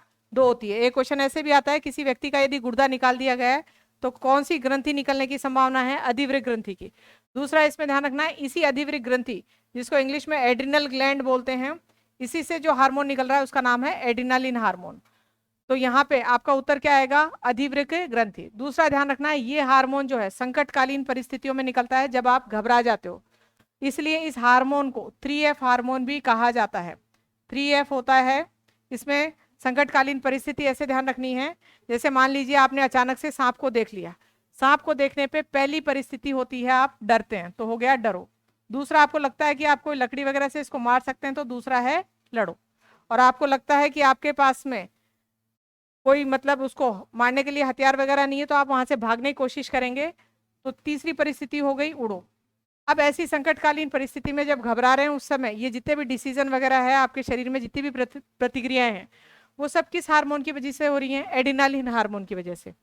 इसे कहा जाता है डरो लड़ो उड़ो हार्मोन। और अब इस डरो में, डरो को इंग्लिश में बोला जाता है फियर, लड़ो के लिए हो गया फाइट, और उड़ो के लिए हो गया फ्लाइट। तो इन तीनों का एफ ले लिया, इसलिए इस हार्मोन को 3F हार्मोन भी कहा जाता है। उसके बाद आगे देखिए, अगला क्वेश्चन है, और ये हार्मोन जो है आपको परीक्षा में भी परेशान करता है। आपने 2-4 क्वेश्चन किए और यदि वो सिलेबस से आपको ऐसा लगता है बाहर हैं, आपने नहीं पढ़े हैं, तो वो घबरा जाते हो। वो किस हार्मोन की वजह से? उस समय कौन सा हार्मोन निकलता है शरीर में? एड्रिनालिन। ये हार्मोन आपको उन परिस्थितियों में एडजस्ट करवाने की कोशिश करता है। उसके बाद आगे देखिए, ग्रोथ हार्मोन। ग्रोथ हार्मोन यानी वृद्धि हार्मोन की अधिकता हो गई तो कौन सी बीमारी होगी? तो ये इसमें ध्यान रखना है, यदि हार्मोन कम निकलते हैं तो भी बीमारी होती है, हार्मोन की अधिकता होती है तो भी बीमारी होती है। तो यदि ग्रोथ हार्मोन कम निकलता है तब तो बौनापन, और यदि ये ज्यादा निकलता है तो भीमकायता आ जाती है, हाइट बहुत ज्यादा बढ़ जाती है, जिसे कहा जाता है जाय वृद्धि, या दूसरा नाम है इसका भीमकायता। अगला क्वेश्चन देखिए, थायराइड ग्रंथि की वृद्धि से कौन सी बीमारी हो सकती है? अभी बताया था आपको, थायराइड ग्रंथि से बढ़ने से पहली बात आयोडीन की कमी से हो रहा है ये रोग, जिसके कारण थायरोक्सिन हार्मोन कम हुआ, और ये रोग कहलाता है खेंगा रोग। इसे गोइटर भी कहा जाता है इंग्लिश में। एक और ध्यान रखना है, पहाड़ी क्षेत्रों में ये ज्यादा होता है, तटीय क्षेत्रों में कम मिलेगा, क्योंकि प्रकृति में आयोडीन मिलती है वहां पे। प्राकृतिक जो पदार्थ होते हैं सब्जी फ्रूट वहां के, उनमें आयोडीन मिलेगी। पुरुषों में द्वितीयक यौन लक्षण के किस हार्मोन से विकसित होते हैं? अब इसमें ध्यान रखिए, इन हार्मोन जो हैं महिला और पुरुष वाले इनमें कंफ्यूज होते हैं, तो आप थोड़ी सी ट्रिक अपना लीजिए। ए और पी जो हैं ये महिला वाले हार्मोन है, यानी कौन से? एस्ट्रोजन और प्रोजेस्ट्रॉन। और जो खाली टी वाला ध्यान रखना है आपको, ये पुरुष से संबंधित हार्मोन है, ये कौन सा है? टेस्टोस्टेरोन। तो इनसे आपके क्वेश्चंस बन जाएंगे। पुरुषों में द्वितीयक यौन लक्षण जो है किस हार्मोन से विकसित होते हैं? तो पुरुष वाला कौन सा है? टेस्टोस्टेरोन पहला दे रखा है, एस्ट्रोजन ये महिलाओं में निकलता है, प्रोजेस्ट्रॉन भी महिलाओं में है, ये कौन सा आ गया? टेस्टोस्टेरोन। ग्रोथ हार्मोन वृद्धि से संबंधित है, दोनों में निकलता है। उसके बाद अगला देखिए, अगला क्वेश्चन है महिलाओं में मासिक धर्म चक्र को नियंत्रित करने वाला हार्मोन। फिर महिलाओं वाला हार्मोन पूछ रहे हैं, तो याद रखना है महिला में कौन सा है? एपी। तो एपी वाला जो है एस्ट्रोजन और प्रोजेस्ट्रॉन, तो पहला ही ऑप्शन मिल रहा है इसमें। आगे देखिए, थायरोक्सिन, इंसुलिन, इसमें लिंग से कोई मतलब नहीं है, महिला या पुरुष दोनों में निकलेंगे। यहाँ दिख रखा है टेस्टोस्टेरोन, या टेस्टोस्टेरोन पुरुषों में है, एड्रेनालिन दोनों में निकलता है अधिवृक्क ग्रंथि से। ग्रोथ हार्मोन, पीनियल हार्मोन, ये भी दोनों में निकलते हैं। अगला देखिए, इसमें अगला क्वेश्चन है अग्नाशय किस प्रकार की ग्रंथि? अभी बताया था, इंग्लिश में नाम है पेनक्रियास, और ये कैसी ग्रंथि है? मिश्रित ग्रंथि है, जिससे रस भी निकल रहा है और हार्मोन भी। कौन सी ग्रंथियां मिलेटोनिन हार्मोन निकालती हैं? तो हमारी दोनों आंखों के बीच में मस्तिष्क में एक हार्मोन, एक ग्रंथि होती है जिसका नाम है पीनियल ग्रंथि। उसे कौन सा हार्मोन निकल रहा है? मिलेटोनिन। और ये मिलेटोनिन जो है ये हमारे शरीर का, ये ग्रंथि जो है हमारे शरीर की क्या कहलाती है? जैविक घड़ी, या इंग्लिश में कहा जाता है बायोलॉजिकल क्लॉक। शरीर में आपके जो आदत जो है, यह हैबिट फॉर्मेशन हो जाती है। जैसे मान लीजिए आपके सोने का डेली का टाइम फिक्स है 10 बजे का, यदि आप इस टाइम को कभी आगे पीछे करते हो तो 10 बजे आपको एक बार शरीर याद दिला देगा सोने का टाइम हो गया है, आलस आएगा। आपने चाय पीने का टाइम फिक्स कर रखा है, तो आपको चाय वाले टाइम पे अपने आप थोड़ी सुस्ती आने लगेगी। तो इसमें देख रहे हो आप कि ये जो बायोलॉजिकल क्लॉक जो है ये पूरे दिन का 24 घंटे का जो रूटीन है आपका, वो शरीर में बनाए रखती है। और वो ग्रंथि कौन सी है? पीनियल ग्रंथि। और इसी ग्रंथि को शरीर की क्या कहा जाता है? तीसरी आंख कहा जाता है, क्योंकि ये जैविक घड़ी का काम कर रही है। उसके बाद आगे देखिए, कौन सी ग्रंथि फाइट और फ्लाइट प्रतिक्रिया से संबंधित है? अभी पढ़ा था, वृक्क पे पाई जाने वाली अधिवृक्क ग्रंथि, और उससे कौन सा हार्मोन निकल रहा है? Adrenaline hormone. अगला क्वेश्चन है हाइपोथैलेमस और पीयूष ग्रंथि। तो बताया था मस्तिष्क के अंदर कौन सी ग्रंथि है? पीयूष ग्रंथि। और ये पीयूष ग्रंथि सभी ग्रंथियों को क्या कर रही है? कंट्रोल कर रही है शरीर में। लेकिन इसके ऊपर भी एक मास्टर और बैठा है, उसका नाम है हाइपोथैलेमस। तो हाइपोथैलेमस जो है वो पीयूष ग्रंथि को कंट्रोल करता है। तो इसमें क्या दे रखा है? कोई संबंध नहीं है। हाइपोथैलेमस पीयूष ग्रंथि को नियंत्रित करता है। एक चीज और ध्यान रखिए, मस्तिष्क वाला तंत्र तो होता है तंत्रिका तंत्र, और ये ग्रंथियों वाला तंत्र है, इसका नाम है अंतःस्रावी तंत्र। एग्जाम में एक क्वेश्चन और बनता है, हमारे शरीर में control and coordination, control and coordination जिसको हम हिंदी में बोलेंगे कंट्रोल यानी नियंत्रण, कोऑर्डिनेशन यानी समन्वय। तो इसमें ध्यान रखना है कंट्रोल एंड कोऑर्डिनेशन अंगों के बीच में, सभी अंगों को कंट्रोल करने वाला जो तंत्र है वो तो कौन सा है? तंत्रिका तंत्र। और सभी अंग आपस में समन्वय कर पा रहे हैं, वो कौन सा है? अंतःस्रावी तंत्र। इन दोनों तंत्रों की वजह से शरीर में कंट्रोल एंड कोऑर्डिनेशन हो रहा है। तभी आप देखते होंगे कि मस्तिष्क से जो डायरेक्शंस आते हैं उसके अकॉर्डिंग ही आपके शरीर के अंग काम कर रहे हैं। जैसे कि मस्तिष्क ने सोचा कि इस साइड चलना है, तो आपके हाथ पैर उसी साइड मूव कर रहे हैं। तो ये ध्यान रखना है, ये दो तंत्र मिलके शरीर में क्या बना रहे हैं? Control and coordination. तो ये क्वेश्चन एग्जाम में आता है कि शरीर में नियंत्रण और समन्वय कौन से तंत्र स्थापित करते हैं? तो यदि दो ऑप्शन में दे रखा हो तंत्रिका और दूसरे में दे रखा हो अंतःस्रावी, तो आप चौथे ऑप्शन में ढूंढना, उसमें आंसर आएगा ए और बी दोनों। तो यहाँ पता चला कि हाइपोथैलेमस जो है ये तो तंत्रिका तंत्र का पार्ट है, मस्तिष्क का पार्ट है, और ये किसका पार्ट है? अंतःस्रावी तंत्र का। तो मस्तिष्क का पार्ट जो है वो अंतःस्रावी तंत्र के पार्ट को कंट्रोल कर रहा है, और फिर ये मास्टर सभी ग्रंथियों को कंट्रोल करता है। अगला देखिए क्वेश्चन, एस्ट्रोजन। फिर याद रखिए ए और पी पढ़े थे, एस्ट्रोजन और प्रोजेस्ट्रॉन किससे संबंधित है? महिलाओं से संबंधित। तो आप देख लीजिए, पहला लिख रखा है रक्तचाप बढ़ाना, इसमें लिंग से संबंधित कोई काम नहीं है। पुरुष लक्षणों का विकास करना, तो पुरुषों में नहीं निकलता, पुरुषों में खाली आप टी याद रखेंगे कौन सा है, टेस्टोस्टेरोन। और महिला लक्षणों का विकास, तो इसमें कौन सा आ जाएगा, एस्ट्रोजन। अगला देखिए, अगला क्वेश्चन है थायरोक्सिन हार्मोन किस तत्व की उपस्थिति से बनता है, तो ये हमने पढ़ा था कौन सा है, आयोडीन की उपस्थिति से बनता है थायरोक्सिन हार्मोन। अगला है टेस्टोस्टेरोन हार्मोन कहाँ स्रावित होता है, तो टेस्टोस्टेरोन पुरुषों में होता है और ये टेस्टिस में होता है। उन टेस्टिस को हम हिंदी में बोलते हैं अंडकोश, तो यहाँ से स्रावित होता है। अगला देखिए प्रोजेस्ट्रॉन हार्मोन, प्रोजेस्ट्रॉन फिर ए और पी याद रखिए, प्रोजेस्ट्रॉन हार्मोन जो है वो महिलाओं से संबंधित है। तो इसमें आपको जो ये दूसरा ऑप्शन है गर्भ अवस्था का समर्थन, तो गर्भ अवस्था के दौरान कौन सा हार्मोन निकल रहा है, प्रोजेस्ट्रॉन। अगला है किस ग्रंथि को थर्ड आई यानी तीसरी आंख कहा जाता है, अभी आपको बताया था आपके 24 घंटे का जो चक्र जो है उसको पूरे को जो है उसमें समन्वय स्थापित करना या हैबिट फॉर्मेशन आदत वगैरह जो बनी हुई है उस समय याद दिलाना, सारा काम कौन कर रहा है, जैविक ग्रंथि और उस जैविक घड़ी। और वो जैविक घड़ी कौन सी है, पीनियल ग्रंथि, जो कि मस्तिष्क में दोनों आंखों के बीच में इसकी स्थिति होती है, इसे कहा जाता है तीसरी आंख। अगला देखिए, यहाँ एक और ध्यान रखना है, पीनियल ग्रंथि से जो हार्मोन निकल रहा है उसका नाम है मिलेटोनिन। मिलेटोनिन हार्मोन तो शरीर में टाइम यानी जैविक घड़ी का काम कर रहा है। एक हार्मोन और होता है मिलेनिन, मिलेनिन हार्मोन त्वचा के रंग को निर्धारित करता है। ये मिलेनिन है और ये मिलेटोनिन है। उसके बाद आगे देखिए, अगला है किस हार्मोन की कमी से बच्चों में बौनेपन की समस्या हो सकती है, तो इसमें ध्यान रखना है बौनेपन की समस्या यानी ग्रोथ हार्मोन, वृद्धि हार्मोन, इसकी कमी यदि होगी तो बौनेपन की समस्या होती है। और ये जो ग्रोथ हार्मोन है, वृद्धि हार्मोन, ये किस ग्रंथि से निकलता है, पीयूष ग्रंथि से।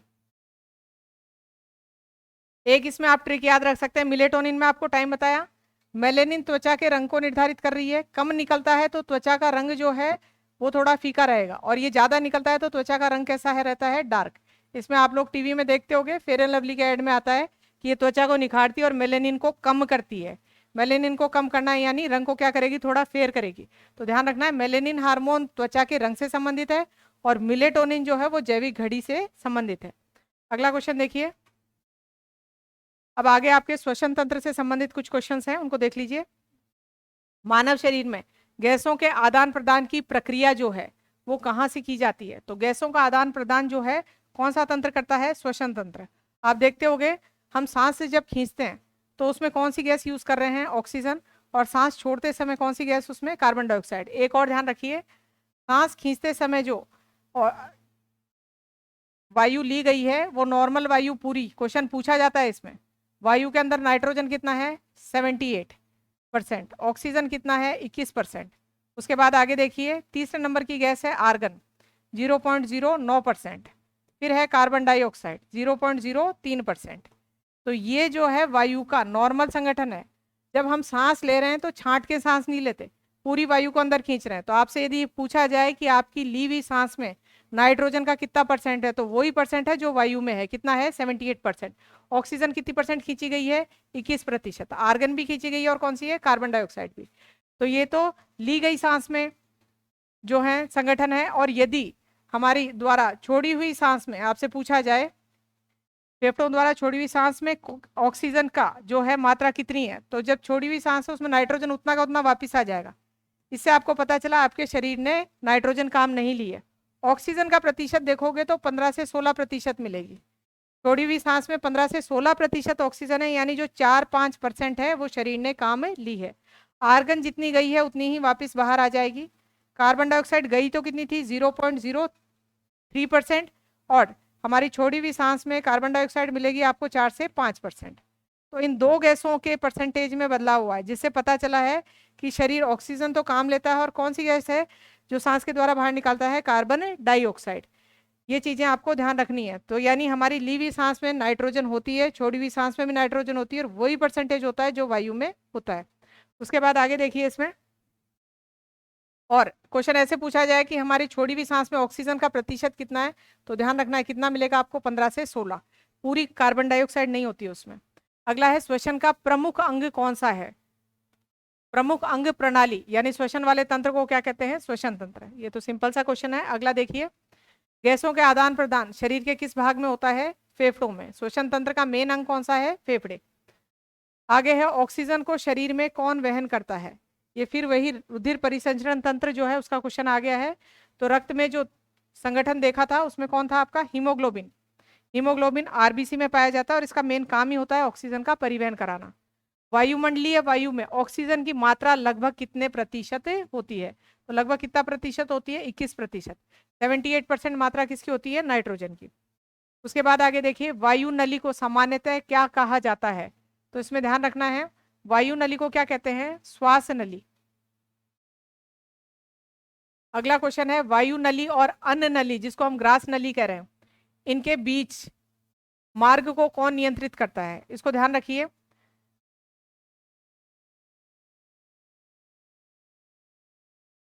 नाक से जो ये जो गुहा है इसे कहा जाता है नासा गुहिका, और यहाँ मुख में है मुख गुहा। तो मुख गुहा से तो हम ले रहे हैं भोजन, और ये भोजन जो है आगे जाके किस में जाना चाहिए? ग्रास नली में। ये किस में जाना चाहिए? ग्रास नली में, और ग्रास नली से फिर आमाशय में। और नासा गुहा से यहाँ आ रही है श्वास नली। श्वास नली में यहाँ से वायु, और ये श्वास नली आगे किससे जुड़ी हुई है? फेफड़ों से। यानी दो तंत्र हैं, एक तो पाचन तंत्र है और ये कौन सा है? श्वसन तंत्र। तो श्वास नली तो वायु लेके आ रही है और ग्रास नली क्या लेके आ रही है? खाना लेके आ रही है। लेकिन यहाँ वाला जो रास्ता है वो इस तरीके से है, ये कॉमन मार्ग है। तो यहाँ ध्यान रखिए, खाना जाना चाहिए ग्रास नली में और वायु किस में जानी चाहिए? श्वास नली में। तो इसमें ध्यान रखेंगे, एक संरचना होती है, श्वास नली के ऊपर एक ढक्कन होता है। जब भी हम भोजन को निगलते हैं, निगलते समय ये ढक्कन इस श्वास नली को बंद कर देता है, और फिर भोजन सीधा किस में जाएगा? ग्रास नली में। इस ढक्कन का नाम होता है एपिग्लोटिस, ताकि भोजन श्वास नली में ना जाए। तो तभी कहा जाता है कि खाना खाते समय बोलना नहीं चाहिए, क्योंकि बोलते समय हमारे जो स्वर यंत्र काम आ रहे हैं वो यहीं पे हैं, और ये एपिग्लोटिस कई बार खुला रह जाता है, और खाना खाते समय यदि बोल रहे हैं तो खाना किस में चला जाएगा? श्वास नली में। तो क्वेश्चन पूछा जाए कि भोजन को निगलते समय कौन सी संरचना श्वास नली को बंद कर देती है, तो उसका नाम है एपिग्लोटिस। हिंदी में इसे कहा जाता है कंठ छद, इस नाम से भी क्वेश्चन आ सकता है। तो ये दे रखा है आपको, वायु नली और अन्न नली के बीच का जो मार्ग है इसको नियंत्रित करने वाला कौन है? स्वर यंत्र, ग्रास नली, फेफड़ा, और कौन सा दे रखा है? एपिग्लोटिस, ताकि भोजन ग्रास नली में ना जाए। अगला क्वेश्चन देखिए इसमें। अगला है, श्वसन की प्रक्रिया में कौन सी मांसपेशियां सहायक होती हैं? जब हम सांस लेते हैं तो इसमें ध्यान रखना है, ऑक्सीजन या वायु को अंदर खींचना या वायु को बाहर छोड़ना, ये इस पर डिपेंड करता है कि हमारी जो ये वक्ष गुहा है, अभी आपने देखा था वक्ष गुहा में ये पसलियां थी, इस वक्ष गुहा का आयतन क्या कर दिया जाता है? बढ़ा दिया जाता है। आयतन बढ़ा दिया तो प्रेशर क्या हो जाएगा? कम होगा, और प्रेशर कम होने से बाहर से वायु कहाँ खींच ली जाएगी? अंदर की ओर। तो अब ये प्रेशर का खींचना या वक्ष गुहा का आयतन बढ़ाना या घटाना, उसके लिए कौन काम आते हैं? एक तो ध्यान रखेंगे, छाती वाली ये जो खाली जगह होती है इसे बोलते हैं वक्ष गुहा, और पेट के आसपास गुहा होती है वो कौन सी होती है? उदर गुहा। इनके बीच में एक पतली पेशीय झिल्ली होती है, उसका नाम है डायफ्राम। ये डायफ्राम जो है, इसके संकुचन और अनुशीतलन से इस वक्ष गुहा का आयतन कम या ज्यादा किया जाता है, जिससे वायु अंदर की ओर खींची जाती है या बाहर छोड़ी जाती है। इसके अलावा ये जो पसलियां हैं इनके बीच में मांसपेशियां होती हैं, वो मांसपेशियों से जुड़ी होती हैं, उनका नाम है इंटरकोस्टल मांसपेशियां। तो ये दो चीजें काम करती हैं जिससे वक्ष गुहा का आयतन बढ़ाना या घटाना इसमें सहायक होती है। तो श्वसन प्रक्रिया में कौन सहायक है? डायफ्राम और इंटरकोस्टल। बाकी आप ऐसे भी देख सकते हैं, हाथ नहीं सहायक है, जांग सहायक नहीं है, पेट सहायक नहीं है, तो ये चीजें हैं। अगला देखिए, इसमें अगला क्वेश्चन है, श्वसन द्वारा ऊर्जा किस रूप में प्राप्त होती है? इसमें ऐसे ध्यान रखेंगे पूरा, पाचन तंत्र में आपने देखा खाने में क्या खाया है? अनाज और मीठी चीजें, कार्बोहाइड्रेट खा गए, कार्बोहाइड्रेट पचने के बाद किस में बदला? ग्लूकोज में। ग्लूकोज हमें ऊर्जा देता है, हमारे शरीर का क्या है? ईंधन है। क्वेश्चन ये भी पूछा जाता है, तुरंत ऊर्जा का स्रोत कौन सा है? ग्लूकोज। क्योंकि यदि आप कार्बोहाइड्रेट खाओगे तो इसको पचने में कितना टाइम लगेगा? लगभग 2.5-3 घंटे, तब आपको ग्लूकोज मिलेगा। अब ये ग्लूकोज जो है रक्त में, रक्त का काम हमारे शरीर में सिर्फ परिवहन का होता है। रक्त ने इस पचे हुए भोजन को सभी कोशिकाओं में पहुंचा दिया। अब कोशिकाओं में जाने के बाद कोशिकाओं में एक अंग है जिसका नाम है माइटोकॉन्ड्रिया। इस माइटोकॉन्ड्रिया में ग्लूकोज का ऑक्सीकरण होता है, यानी ग्लूकोज किससे अभिक्रिया करता है? ऑक्सीजन से। और ऑक्सीजन से अभिक्रिया करना यानी दहन हो रहा है इसका, और उसके बाद बनती है कार्बन डाइऑक्साइड, जल और एटीपी। ऊर्जा किस रूप में मिलती है? एटीपी के रूप में। यहाँ ध्यान रखेंगे, एक ग्लूकोज का अणु पूरा जो है उसका दहन होता है या ऑक्सीकरण होता है तो कितने एटीपी मिलते हैं? 38 एटीपी। तो हमारे शरीर में वो जो ऊर्जा के अणु हैं वो हैं एटीपी, और ये ग्लूकोज के ऑक्सीकरण से मिलते हैं, एक ग्लूकोज से 38। ये ध्यान रखना है। दूसरा, इनकी फुल फॉर्म पूछी जाती है, एटीपी की फुल फॉर्म। तो ये ध्यान रखेंगे, एटीपी की फुल फॉर्म होती है एडिनोसिन ट्राई, टी से ट्राई और पी से फॉस्फेट।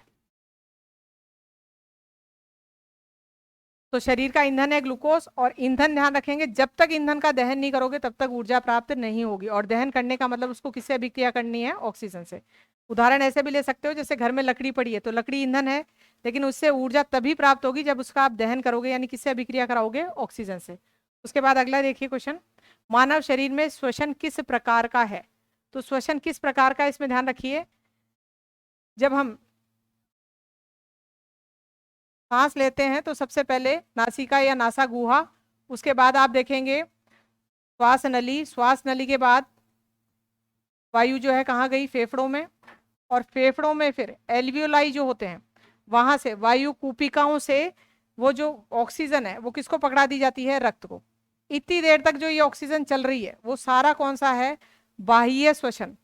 लेकिन जैसे ही ये ऑक्सीजन कोशिका के अंदर घुस जाती है, क्योंकि रक्त जो है वो ऑक्सीजन किसको पकड़ा जाता है? कोशिका को।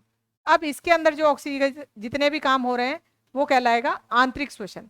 कोशिका के अंदर वाला जो श्वसन है वो आंतरिक, और कोशिका के बाहर यानी नासा गुहिका से लेके वायु कुपिका तक चला वो कौन सा है? बाह्य।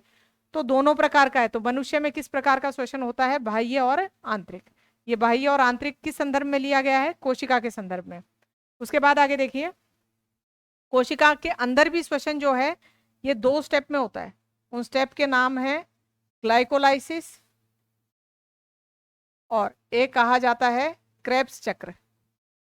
और फिर उसके बाद ये ऑक्सीजन ग्लूकोज का अच्छे से दहन करके लास्ट में आपको एटीपी बना के दे देगा। ये सारे काम किसके अंदर होते हैं? कोशिका के अंदर। उसके बाद आगे देखिए, श्वसन तंत्र की रचना में सबसे पहला कौन सा भाग आता है? तो श्वसन तंत्र जब बन रहा है सबसे पहले लिख रखा है श्वास नली, फिर फेफड़े, फिर नासिका, फिर कंठ नली। तो ये तो दिख रहा है साफ कि श्वसन तंत्र में सबसे पहला अंग कौन सा है? नासिका। उसके बाद आएगा कंठ नली, फिर श्वास नली, फिर लास्ट में कौन है? फेफड़े। उसके बाद आगे देखिए, श्वसन की दर को नियंत्रित करने वाला मस्तिष्क में कौन सा भाग है? देखिए, हमारे शरीर में कुछ क्रियाएं ऐच्छिक होती हैं, कुछ होती हैं अनैच्छिक। अनैच्छिक क्रियाएं जिसमें आपका कंट्रोल नहीं होता, जैसे आप चल रहे हैं, फिर रहे हैं, सो रहे हैं, हृदय की जो धड़कन है उसकी गति मेंटेन है, 1 मिनट में 72 बार उसकी धड़कन होती है। ऐसे ही आपकी श्वसन दर जो है वो मेंटेन है। तो ये जो अनैच्छिक क्रियाएं हैं उसको मस्तिष्क का कौन सा भाग जो है नियंत्रित कर रहा है? उसका नाम है मेडुला ऑब्लोंगेटा। श्वसन दर को हम कुछ हद तक कंट्रोल कर सकते हैं, लेकिन बाकी जो है ये श्वसन दर अपने हिसाब से कंट्रोल रहती है। ये मस्तिष्क का कौन सा भाग कंट्रोल करता है? Medulla oblongata. उसके बाद उत्सर्जन तंत्र से संबंधित आपको कुछ एमसीक्यूज बताए जा रहे हैं। उत्सर्जन तंत्र में शरीर के जो अपशिष्ट पदार्थ होते हैं उनको शरीर से बाहर निकाला जाता है। यहाँ है मानव शरीर में प्रमुख उत्सर्जन तंत्र अंग किसे कहा जाता है? ये कौन सा है? तो हमारे रक्त की सफाई करके और फिर शरीर से यूरिन बाहर निकालने का काम करना, यानी रक्त को छानना, ये कौन करता है? किडनी करती है। किडनी के और नाम भी याद रखने हैं, वृक्क कहा जाता है या फिर क्या कहा जाता है? गुर्दा। रक्त को ये छान रहा है, छानने की प्रक्रिया जो है ये कहलाती है डायलिसिस। डायलिसिस जो है रक्त का हो रहा है तो रक्त से संबंधित नाम होता है हीमो, इसे हीमोडायलिसिस भी कहा जाता है। एक और ध्यान रखना है, किसी व्यक्ति का यदि गुर्दा खराब हो जाता है तो उसके रक्त की सफाई नहीं हो रही है, रक्त को छानकर ये रक्त में से क्या निकाल देता है? यूरिया बाहर निकाल देता है। और रक्त में से यूरिया बाहर निकालता है, इसीलिए जो यूरिन बनता है ये यूरिन नाम इसीलिए रखा गया क्योंकि उसमें क्या होती है? यूरिया होती है। अब ध्यान रखना है, गुर्दा यदि खराब हो गया तो शरीर में से या रक्त में से यूरिया बाहर नहीं निकल रही है तो उस व्यक्ति का डायलिसिस किया जाता है, यानी बाहर मशीन से उसका रक्त साफ करवाया जा रहा है। तो ये क्वेश्चन पूछा जाता है कि गुर्दा खराब होने पे कौन सी प्रक्रिया की जाती है? डायलिसिस की जाती है। कृत्रिम रूप से ये डायलिसिस करवाया जाता है। किडनी की कार्यात्मक इकाई, अब ये जो किडनी है इसमें सबसे छोटी कोशिका जो है उस कोशिका का नाम है नेफ्रॉन। इसमें ध्यान रखेंगे मस्तिष्क जो है, मस्तिष्क में सबसे छोटी इकाई जो है उसे कहते हैं न्यूरॉन। मस्तिष्क वाले तंत्र का नाम है तंत्रिका तंत्र और किडनी वाले तंत्र का नाम है उत्सर्जन तंत्र। क्योंकि ये अवशिष्ट पदार्थ बाहर फेंक रहा है, ये तो है उत्सर्जन तंत्र और ये है तंत्रिका तंत्र। अब एग्जाम में क्वेश्चन आता है तंत्रिका तंत्र की सबसे छोटी इकाई बताएं, तब तो कौन सी है? न्यूरॉन। ध्यान रखिए न्यूरो वाले डॉक्टर मस्तिष्क वाले होते हैं, उनकी सबसे छोटी इकाई कौन सी है? न्यूरॉन। और फिल्टर करने वाला कौन है? एफ से फिल्टर और एफ से क्या आ गया? नेफ्रॉन। तो इसमें नेफ्रॉन जो है उत्सर्जन तंत्र की सबसे छोटी इकाई है या किडनी की सबसे छोटी इकाई बता दीजिए, या इसे गुर्दे की बोलेंगे। तो न्यूरॉन और नेफ्रॉन में कंफ्यूज नहीं होना है। एक और ध्यान रखेंगे, पूछा जाता है शरीर की सबसे लंबी कोशिका, तो सबसे ज्यादा लंबाई किस कोशिका की होती है? न्यूरॉन कोशिका की। तो यहाँ पे आपका उत्तर कौन सा आएगा? नेफ्रॉन, उत्सर्जन तंत्र की इकाई है ये। अगला है मूत्र का निर्माण कहाँ होता है? तो यूरिन का निर्माण अभी बताया था, रक्त को छान के और उसमें से यूरिया, इसके अलावा जो अधिक जो जल है वो सब बाहर निकाल दिया जाता है यूरिन में। तो ये सफाई कौन कर रही है? किडनी कर रही है। अगला क्वेश्चन है मूत्र वाहिनी का कार्य क्या होता है? तो इसमें ध्यान रखना है उत्सर्जन तंत्र जो है उसमें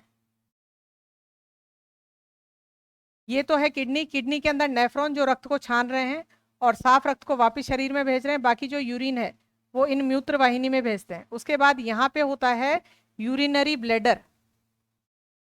ये यूरिनरी ब्लैडर जो है यूरिन को स्टोर करके रखता है, बनाता यूरिन बनाने वाला तो कौन है? किडनी। और किडनी से फिर यूरिनरी ब्लैडर तक लाने वाली कौन है? यूरेटर, जिनको हम बोलते हैं मूत्रवाहिनी। तो इनका क्वेश्चन पूछा जाता है क्या कर रही हैं?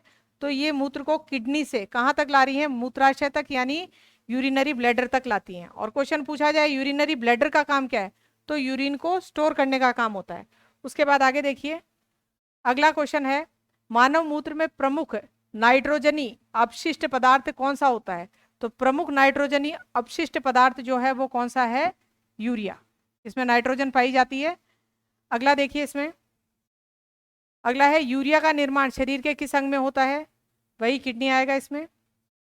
अगला है नेफ्रॉन किस भाग, अब नेफ्रॉन सबसे छोटी इकाई बता दी, लेकिन नेफ्रॉन में भी नेफ्रॉन की संरचना देखेंगे तो इस तरीके से संरचना होती है। यहां जो आगे है इसे कहा जाता है बाउमेन्स कैप्सूल। बोमेन कैप्सूल बोल दो, ये बाउमेन कैप्सूल कहा जाता है। इस कैप्सूल के अंदर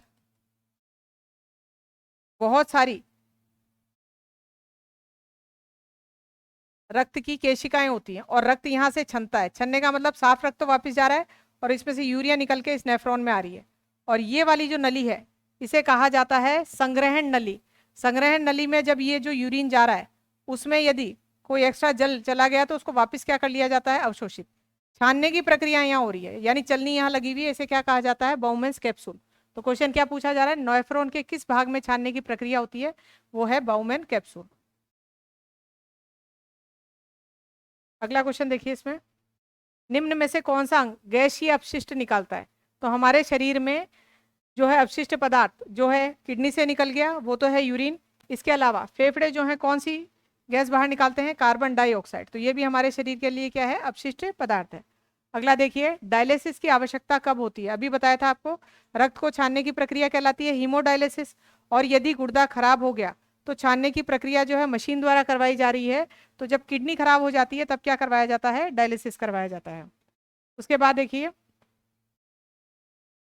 पसीने द्वारा उत्सर्जन कौन से अंग से होता है? तो पसीना जो है, सिंपल क्वेश्चन है ये, पसीना भी हमारे शरीर का अवशिष्ट पदार्थ है और ये किसके द्वारा उत्सर्जित होता है? त्वचा द्वारा। रक्त में यूरिया की अधिक जो मात्रा है, यदि यूरिया की मात्रा ज्यादा हो जाती है रक्त में तो उसे कहा जाता है यूरेमिया। एक चीज ध्यान रखिए, ये मिया शब्द आता है ये हमेशा रक्त से संबंधित, एक तो हीमो शब्द और एक मिया। इसमें ध्यान रखिए, जैसे आप पढ़ते हैं एनीमिया, रक्त की कमी क्या कहलाती है? एनीमिया। और यूरिया की मात्रा ज्यादा है इसमें तो इसे कहा जाता है यूरेमिया। तो ये आपको जो जनरल साइंस से संबंधित जो इंपॉर्टेंट क्वेश्चंस थे वो बताए गए थे। धन्यवाद।